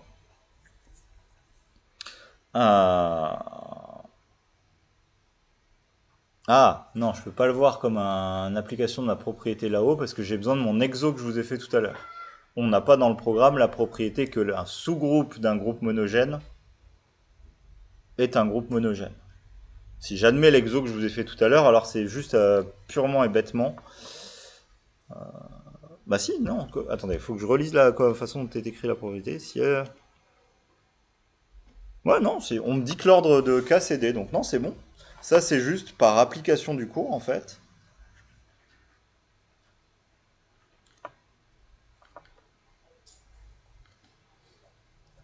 Z sur NZ étant monogène. Je vais mettre entre guillemets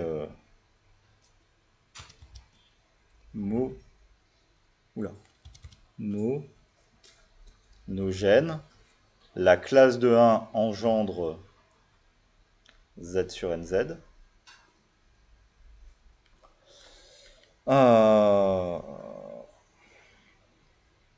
On a que l'ordre que D divise le cardinal de Z sur NZ. Et ça, c'est N.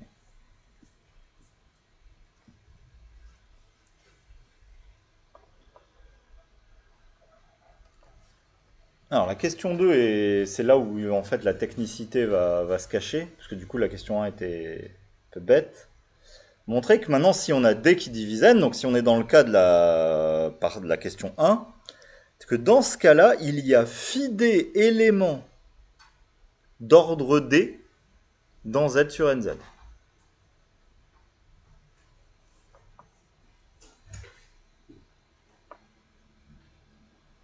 Bah, je crois qu'il n'y a pas trop le choix. On va regarder ce que ça veut dire. Soit k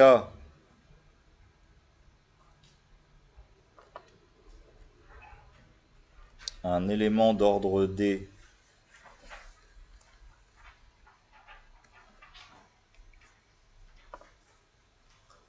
Alors, c'est théorique, je sais que c'est compliqué, mais je veux que l'un de vous, ce sera, tac, 6.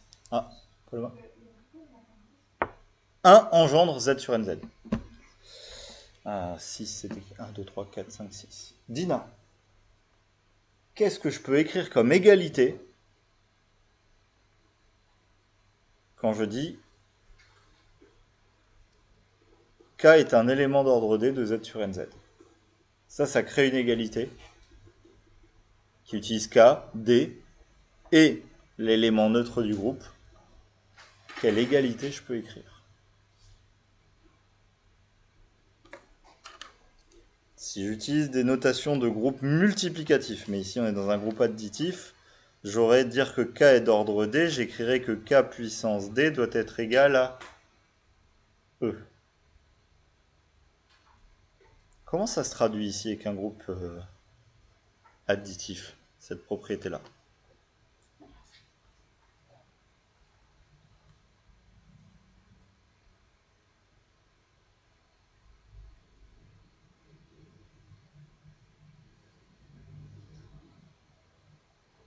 Oui. D fois k égale... Mais E, c'est l'élément neutre du groupe. Ici, on est dans z sur nz. Avec l'addition, c'est quoi l'élément neutre de z sur nz? Je ne vais pas le noter E ici. Parce qu'il a un... Clément? Ouais, c'est 0. Ce qui revient aussi à dire que la classe de d fois k est égale à la classe de 0. Ce qui revient à dire, je ne sais pas si ça va être utile, mais que d fois k est congru à 0 modulo n. Ce qui revient à dire que d fois, il existe p, tel que d fois k est égal à p fois n.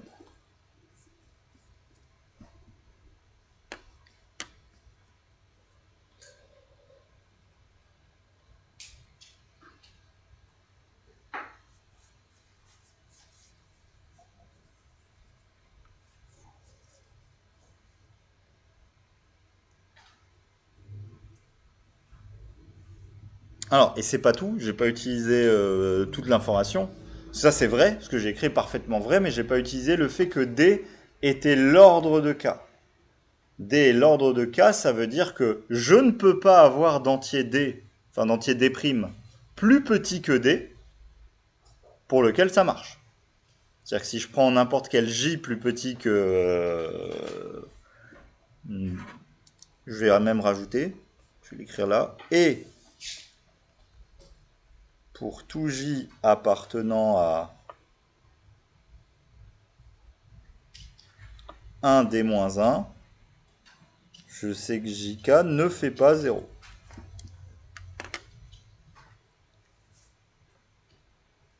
Là, j'ai traduit le fait que K est un élément d'ordre D.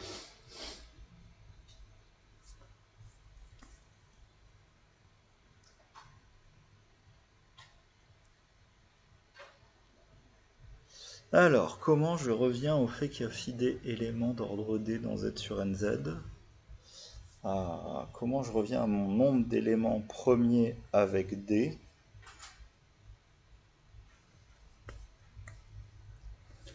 Ah,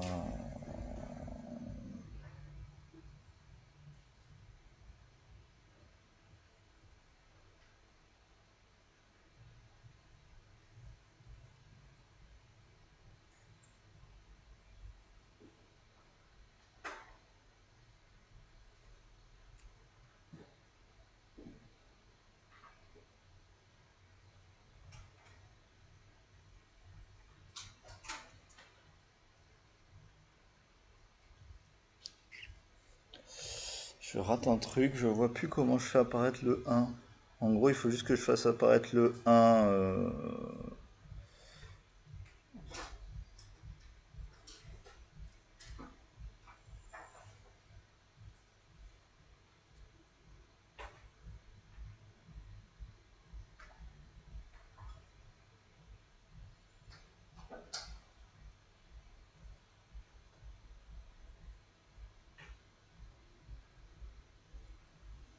Ah oui, oui, alors il faut juste que je l'écrive comme ça. Ça, je peux aussi l'écrire.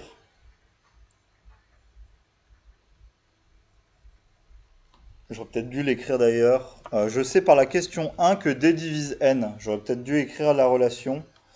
Euh, J'écris là, c'est juste une remarque par Q1. D divise N. Donc j'ai besoin de lettres, c'est juste lourd, mais j'ai donc D fois L égale N. Et dans ce cas-là, mon entier ici K, je peux l'écrire comme P fois L. Est-ce que ça m'intéresse de l'écrire P fois L? C'est le nombre qui compense D dans la division euclidienne.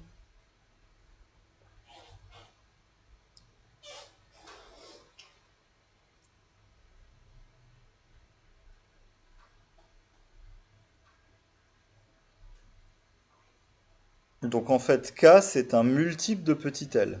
Et K doit appartenir à 0 jusqu'à n-1.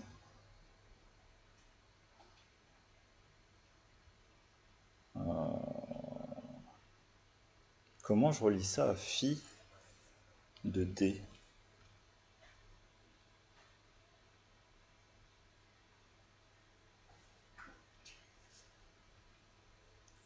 Il y a un truc qui me manque.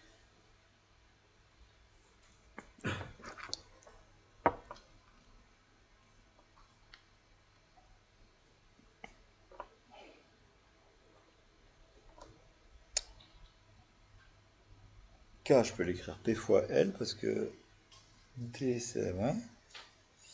L, c'est le quotient de n sur D, donc c'est le morceau qui me manque.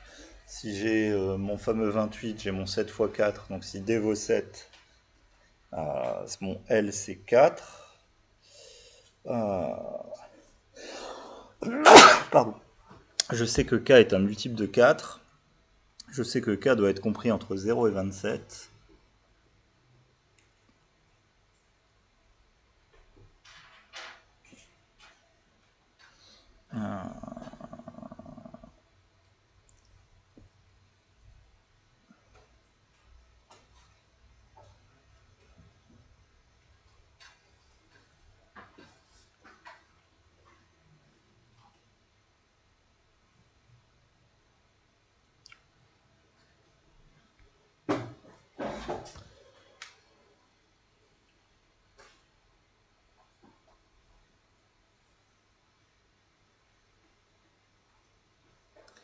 Je pense que je fais le raisonnement. J'essaie de faire le raisonnement dans le sens direct, mais je pense qu'il faut que je le fasse dans l'autre sens.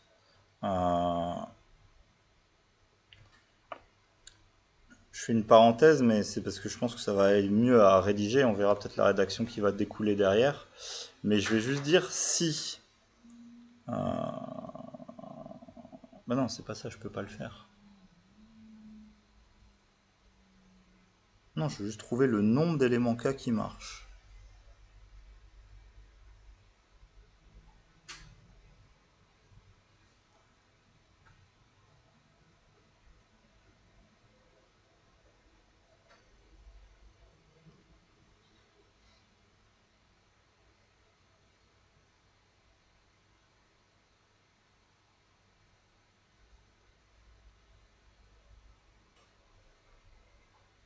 Il y a un truc que je rate.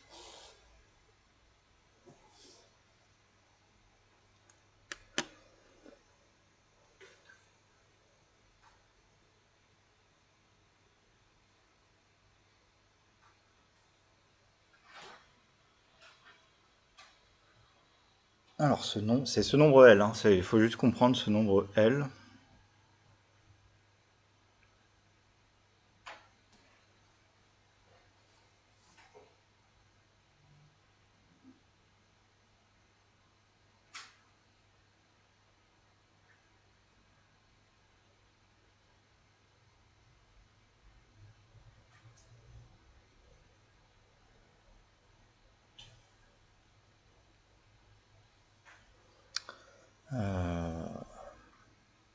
Pourquoi des possibilités en gros de L, il y en a. Il y en a phi d. C'est ça qu'il faut que j'arrive à écrire.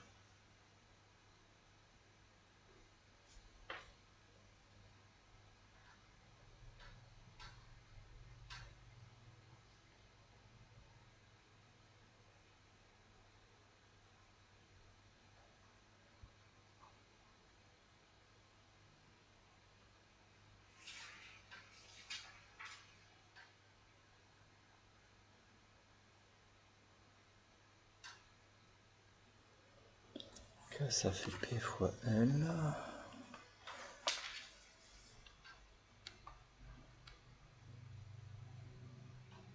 Alors je peux changer le Z en N, ça change rien, parce que si les nombres sont positifs, si je travaille avec des classes positives, ça pose pas de problème.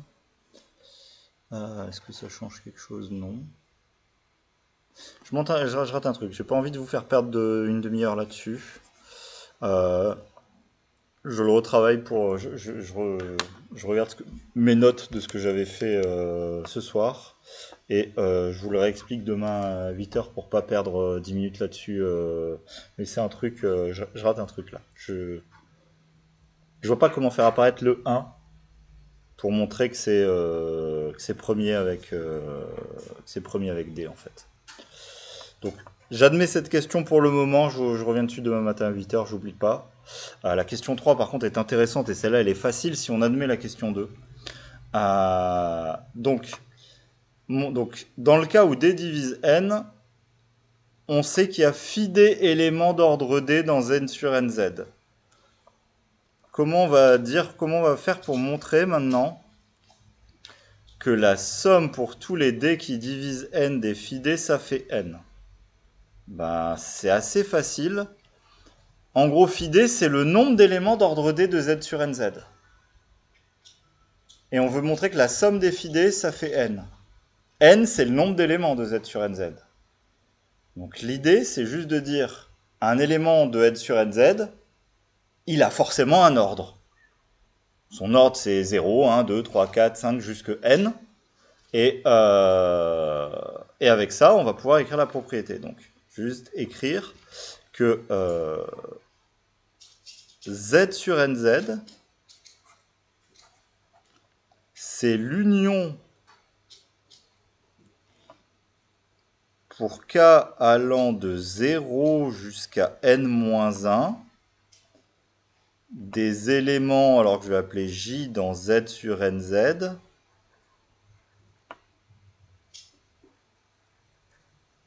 J étant d'ordre K.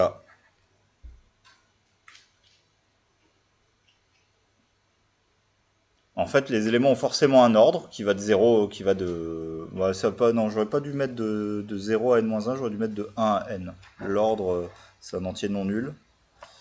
Donc j'aurais dû mettre l'union pour K en E1 de J est d'ordre 1 ou J est d'ordre 2, ou par exemple 0 est d'ordre 1. Il tombe bien sur 0 direct. Ok.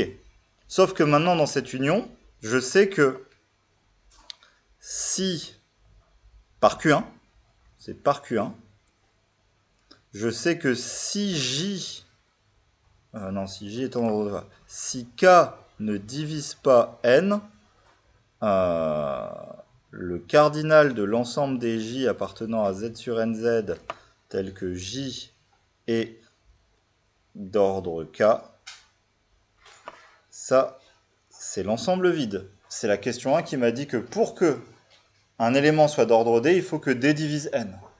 Donc si mon élément ne divise pas, il n'y a pas cet ensemble, il est vide.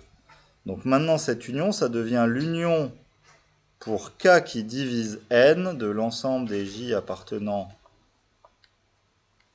à Z sur NZ, J d'ordre K. Et maintenant, ceci, Q2, ça assure que le cardinal de cet ensemble-là,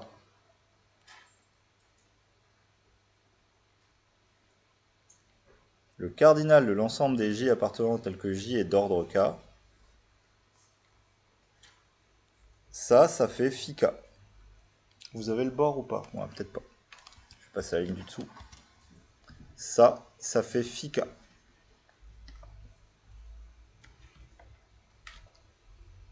Du coup, ça implique que le cardinal de z sur nz, on fait pas des probas, mais l'union, clairement, elle est ici disjointe. C'est-à-dire qu'on peut pas avoir un élément qui est à la fois d'ordre 2 et d'ordre 4, vu que l'ordre est unique. Ça devient la somme pour k qui divise n des phi k. Et à gauche, le cardinal de z sur nz, c'est n. Et on a prouvé la propriété du sujet. Bon, je vous l'ai dit, hein, ça c'était admis à CCINP. Mais il faut pouvoir manipuler ce genre de petites formules. On va passer du temps, ça va peut-être me redonner l'idée de ce qui me manque pour les propriétés. Je vais aller un tout petit peu plus loin dans le chapitre, mais comme vous l'avez pas, de toute façon c'est pas très très grave. Je vais en profiter pour parler des propriétés de l'indicatrice de l'air tout de suite. Comme ça on les aura et on pourra travailler avec s'il y a besoin.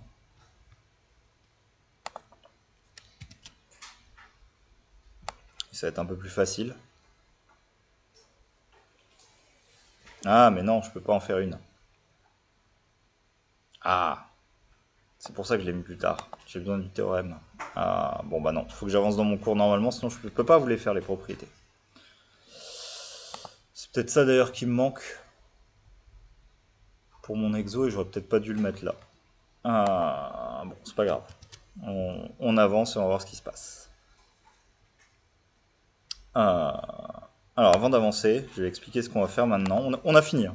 Alors, il n'y a pas grand chose, on a vu tout ce qu'il fallait voir sur les groupes. Qu'est-ce qu'il nous reste à voir? Bah, en gros, l'idée de ce chapitre, c'est les groupes. Les groupes monogènes, il n'y a que deux types, c'est Z+, ou c'est Z sur NZ. Et je vous ai dit tout à l'heure un truc important, c'est que si j'ai A qui est congru à B modulo N, et que si j'ai C qui est congru à D modulo N, j'ai AC qui est congru à BD modulo N. C'est-à-dire que j'ai fait des sommes jusque-là, mais j'ai aussi le droit de faire des produits. Si j'ai le droit de faire à la fois des sommes et des produits, ma structure de groupe peut devenir d'un seul coup une structure d'anneau. J'ai deux lois, une loi plus et une loi fois.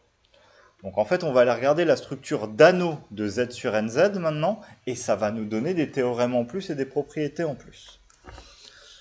Donc c'est ce que je vais vous faire là.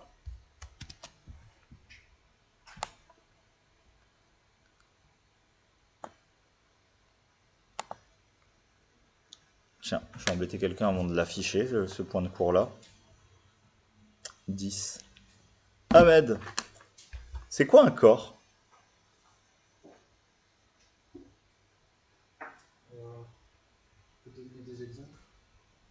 R ou C, ok, d'accord, en dehors de R ou C?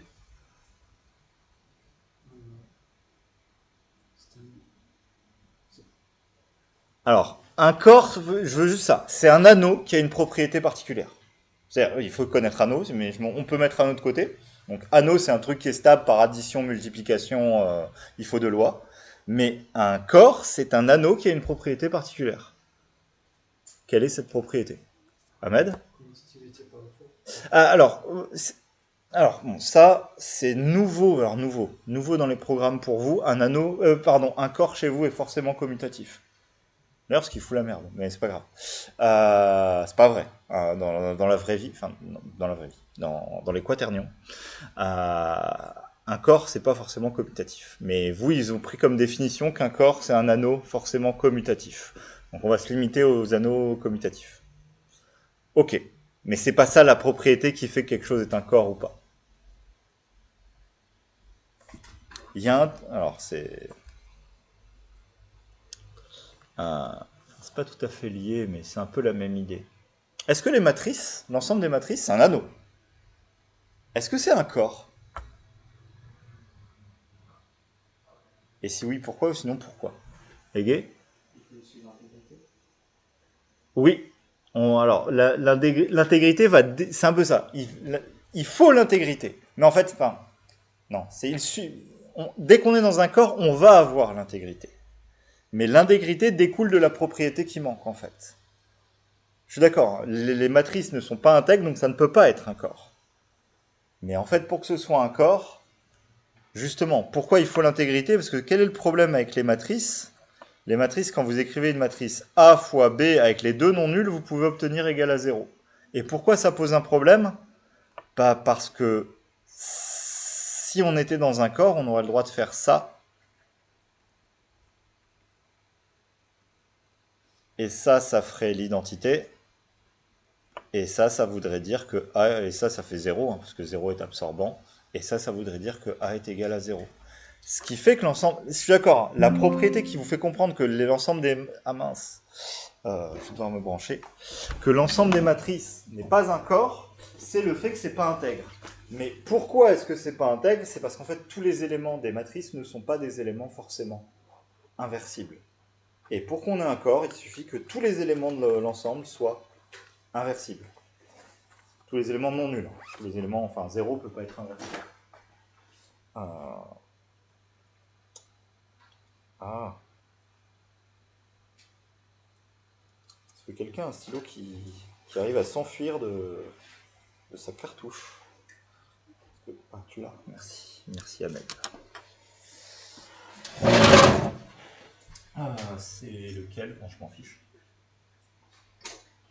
Hop.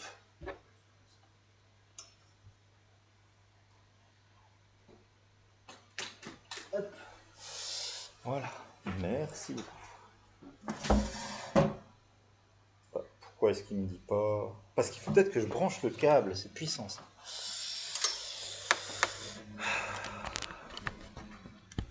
Non!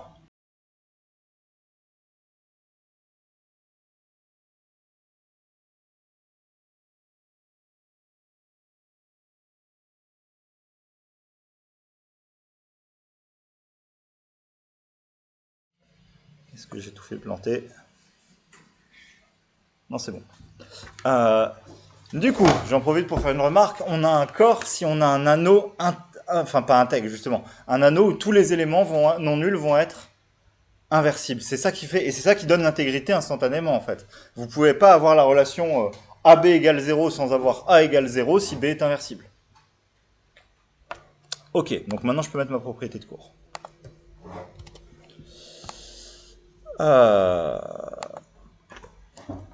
Donc en fait, Z sur NZ, si je le munis de la loi fois en plus, c'est un anneau commutatif. Il n'y a rien de bête là-dedans, c'est la propriété de congruence que vous avez vue l'année dernière.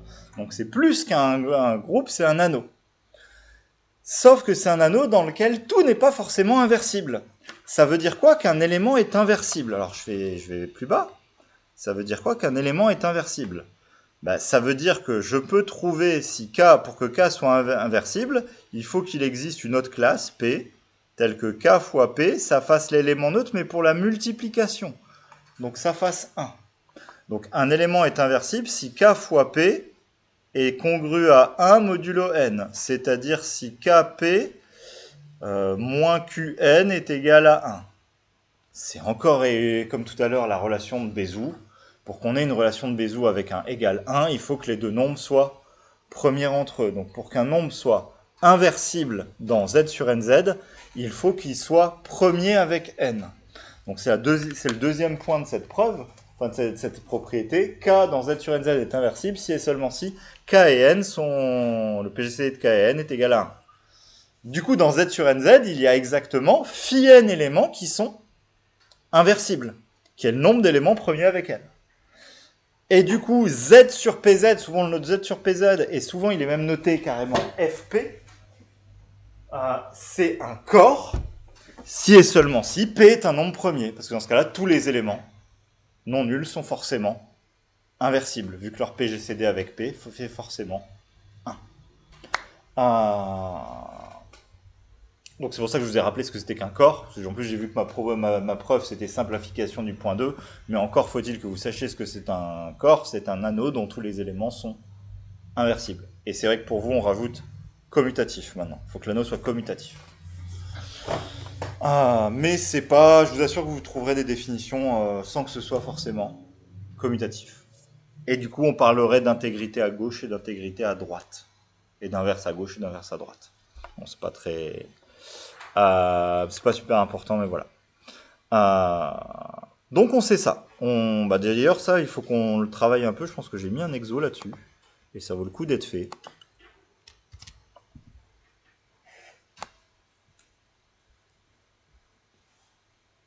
Alors c'est juste pour vous faire comprendre ces petits travaux, ces petites multiplications dans les groupes, ces petits calculs bêtes. Mais montrer que 5 est inversible dans z sur 12z, alors avec la propriété du dessus, c'est évident, hein, 5 et 12 sont premiers entre eux. Exactement comme pour les polynômes. Qu'est-ce qui fait que deux polynômes sont premiers entre eux si et seulement si ils n'ont pas de racine en commun? Qu'est-ce qui fait que deux entiers sont premiers entre eux si leur décomposition en facteur irréductible, en gros, enfin en facteur premier, n'est pas la même? Donc 12 c'est 2 fois 2 fois 3, 5 c'est juste 5. Il n'y a pas de facteur commun entre les deux, ces deux nombres sont premiers entre eux, il n'y a aucun doute là-dessus. Du coup, clairement, 5 est inversible. Mais moi, ce qui m'intéresse ici, c'est de déterminer son inverse. Comment on fait? Bah, j'ai envie de dire, il suffit d'engendrer le groupe généré par 5. C'est bête à dire, mais si je fais 2 fois 5, bah, ça fait la classe de 10, et la classe de 10, je peux rien dire. Si je fais 3 fois 5, ça fait la classe de 15, mais la classe de 15 modulo 12, ça fait la classe de 3. Si je fais 4 fois 5, 4 fois 5, ça me fait la classe de 20, mais la classe de 20 modulo 12, ça me fait 8. Je continue. Si je fais 5 fois 5, alors au pire, j'aurais été jusqu'à la puissance 11, hein, parce que de toute façon, le groupe étant fini, quand j'aurais fait 11 puissance, enfin 11 multiples, j'aurais forcément fait tout le tour. Quand je fais 5 fois 5, ça fait la classe de 25. Et là, modulo 12, 2 fois 12, ça fait 24. Donc là, ça fait la classe de 1. Donc, l'inverse de 5, dans z sur 12z, c'est 5. C'est tordu, mais c'est ça. L'inverse de 5, dans z sur 12z, c'est 5. Voilà.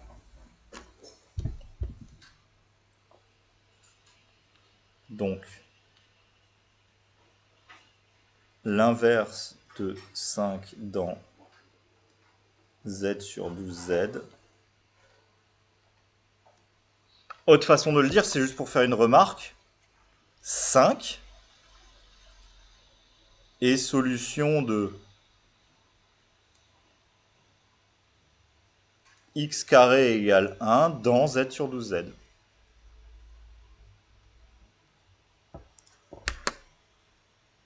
Vu que 5 fois 5, ça fait 1. Alors c'est juste pour vous faire une remarque, parce que pas tout à l'heure, enfin plus tard, enfin pas aujourd'hui, on parlera de polynômes, etc. et de choses comme ça. Bah 5, en gros, est une racine, je vais le dire autrement, du polynôme x carré moins 1 dans z sur 12z. Oui, c'est pas naturel du tout, mais c'est le cas. Ça montre juste qu'il se passe des choses bizarres. Alors z sur 12z n'est pas un corps, donc ça n'a pas trop de sens ce que je vous dis là, mais c'est juste pour pour vous tourner la phrase de différentes façons. Ok.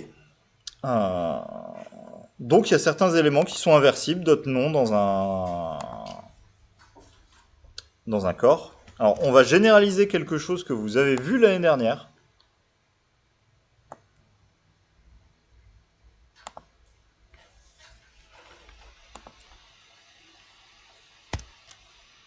J'aurais pu être méchant et vous demander c'est quoi votre petit théorème de Fermat que vous avez vu l'année dernière.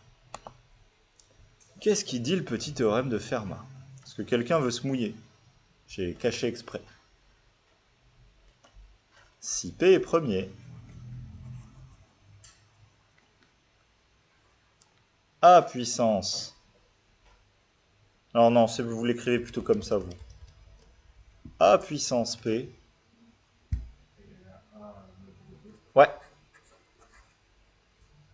Ce qu'on pourrait aussi renoter, que A puissance P, P-1 est congru à 1 modulo P. Autre façon de le dire, si P est premier, tout nombre A est d'ordre P dans Z sur PZ. Je refais du vocabulaire enfin, et pas forcément d'ordre P, et d'ordre qui divise P, pardon. Bah, P est premier, si, est d'ordre P. En fait, ce qu'on a, nous, c'est que si A est premier avec n, alors A puissance phi de n, encore une fois, phi, notre indicatrice de l'air, est congrue à 1 modulo n. Et ça, c'est pas très compliqué. Si A est inversible dans Z sur NZ, alors l'ordre de A dans le groupe Z sur NZ étoile divise le cardinal de Z sur NZ étoile. Le nombre d'éléments de Z sur NZ étoile, c'est-à-dire le nombre d'éléments de Z sur NZ qui sont inversibles, on l'a dit tout à l'heure, c'est phi de n. Donc l'ordre de A divise forcément phi de n. Si l'ordre de A divise forcément phi de n, A puissance phi de n, ça fait forcément A. Donc voilà comment on démontre un truc d'arithmétique ultra bourrin, enfin vraiment compliqué, juste en sachant que le cardinal d'un sous-groupe divise le cardinal du groupe. C'est vraiment juste ça qui fait marcher les choses. Donc c'est pour ça que je vous parle de cette petite propriété qu'on a là-haut, de ce théorème de Lagrange là-dedans.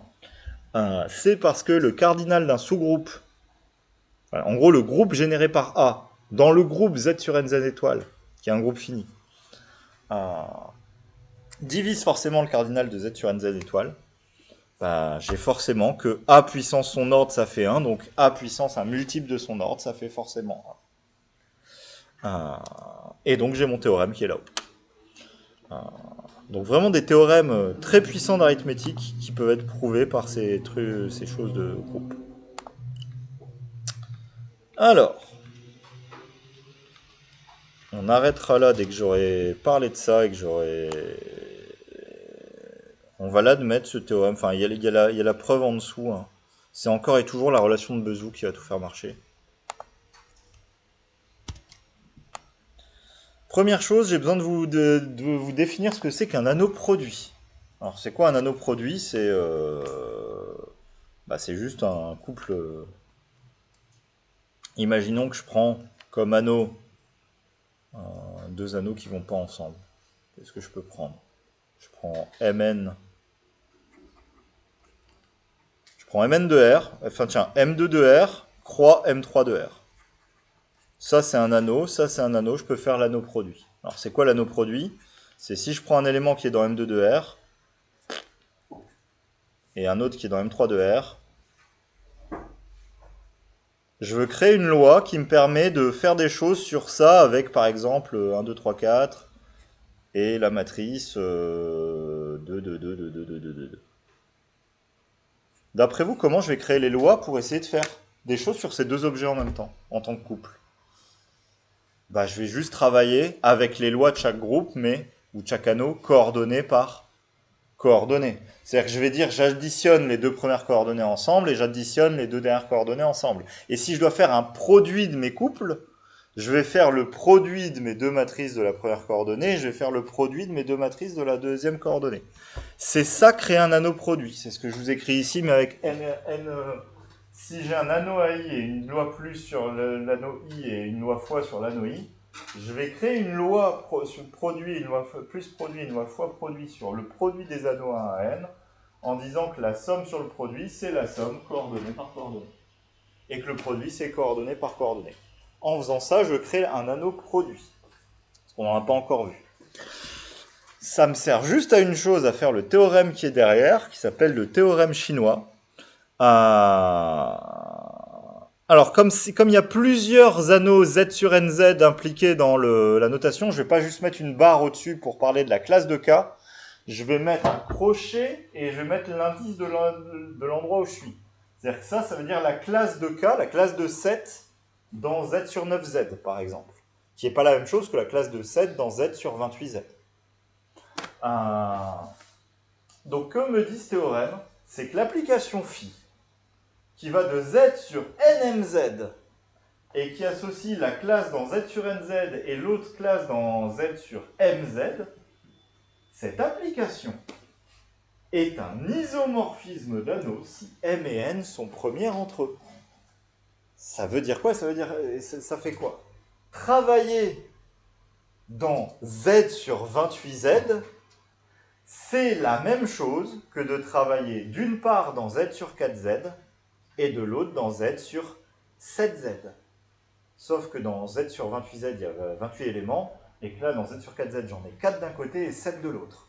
c'est vachement plus rapide d'aller travailler dans quelque chose dans Z sur 7Z et Z sur 4Z que d'aller le travailler directement dans Z sur 28Z. Ce théorème nous dit que si M et N sont premières entre eux, on peut décomposer Z sur 28Z en Z sur 4Z croix Z sur 7Z. Et travailler dans chacun des deux va nous permettre de résoudre le problème dans le gros problème associé dans Z sur 28Z. C'est à ça que sert ce théorème chinois. Et bien sûr, si on peut le faire pour deux éléments, on peut par récurrence le faire pour P éléments s'ils sont tous premières entre eux. Si on peut écrire une relation de Bézout avec tous les éléments égale à 1. Si j'ai ça, c'est du Z sur... il manque un Z sur, ici c'est un Z sur NPZ. Non, pardon, c'est bien ça, c'est Z sur N1 NPZ. Cette application-là est un isomorphisme d'anneau. Donc travailler dans un produit d'éléments ou travailler dans chacun des éléments séparés, ça revient à faire la même chose. La preuve n'est pas capitale, je vous l'ai dit, c'est la relation de Bézout qui fait tout, ça marche. Je vais juste vous expliquer le début d'un exercice pour vous faire comprendre. Alors, on va pas le faire, mais c'est juste le début, et comme ça vous comprenez l'intérêt de ce théorème. C'est ce que j'ai mis en remarque, mais qu'on va plutôt faire, vu que ça va être la fin de l'heure, par l'explication de l'exercice.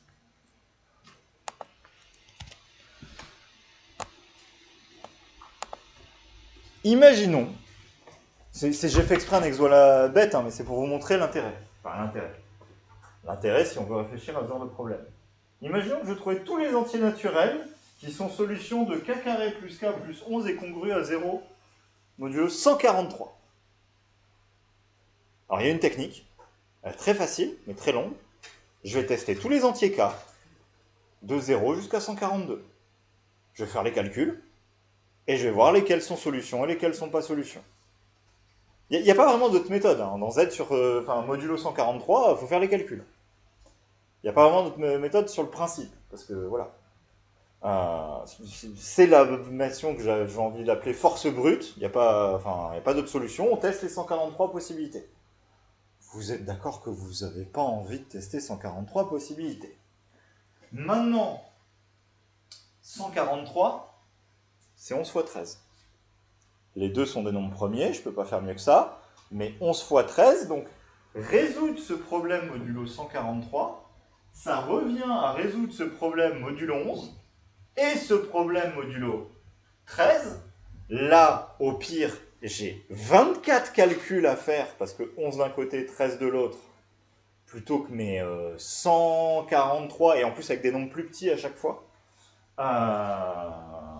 pour vérifier s'ils sont solutions ou pas. Et une fois que j'ai vérifié lesquels sont solutions ou pas, je sais qu'il y en a autant de solutions que j'ai trouvées dans 11 par 13 que dans 143 au final. Alors il faut que je vous explique quand même comment on retrouve les solutions d'un côté par rapport à l'autre, ça je ne l'ai pas encore expliqué, mais ça permet de vachement diviser le nombre de calculs et le nombre de choses à faire. C'est à ça que sert ce théorème chinois. À l'oral de Minpon, ils aiment bien vous glisser ça en premier exo, ce genre de choses. Parce que le premier exo de Minpon, vous avez juste un quart d'heure pour préparer l'exo, avant de passer au tableau. Et du coup, ils vont pas... vous voyez ce que je veux dire, vous n'avez pas passé 3 quarts d'heure à rien faire. Au pire, vous n'allez pas faire grand-chose, mais ils vont vite vous envoyer au tableau et vous guider sur ce genre de choses. Mais alors, ça tombe pas à l'écrit, mais à l'oral, c'est le genre de choses qu'ils aiment bien mettre en premier exo. C'est-à-dire que j'en ai vu plusieurs, des exos de congruence bêtes où il faut appliquer le théorème chinois ou faire de la force brute sur quelques exemples pour voir comment ça marche. Bon. On arrête là. Je vous fais la preuve de ma question que j'ai passée. Là, ça m'énerve. J'ai toujours pas refait mon indicatrice de l'air. Donc ça m'énerve pour demain. On est sur le 03.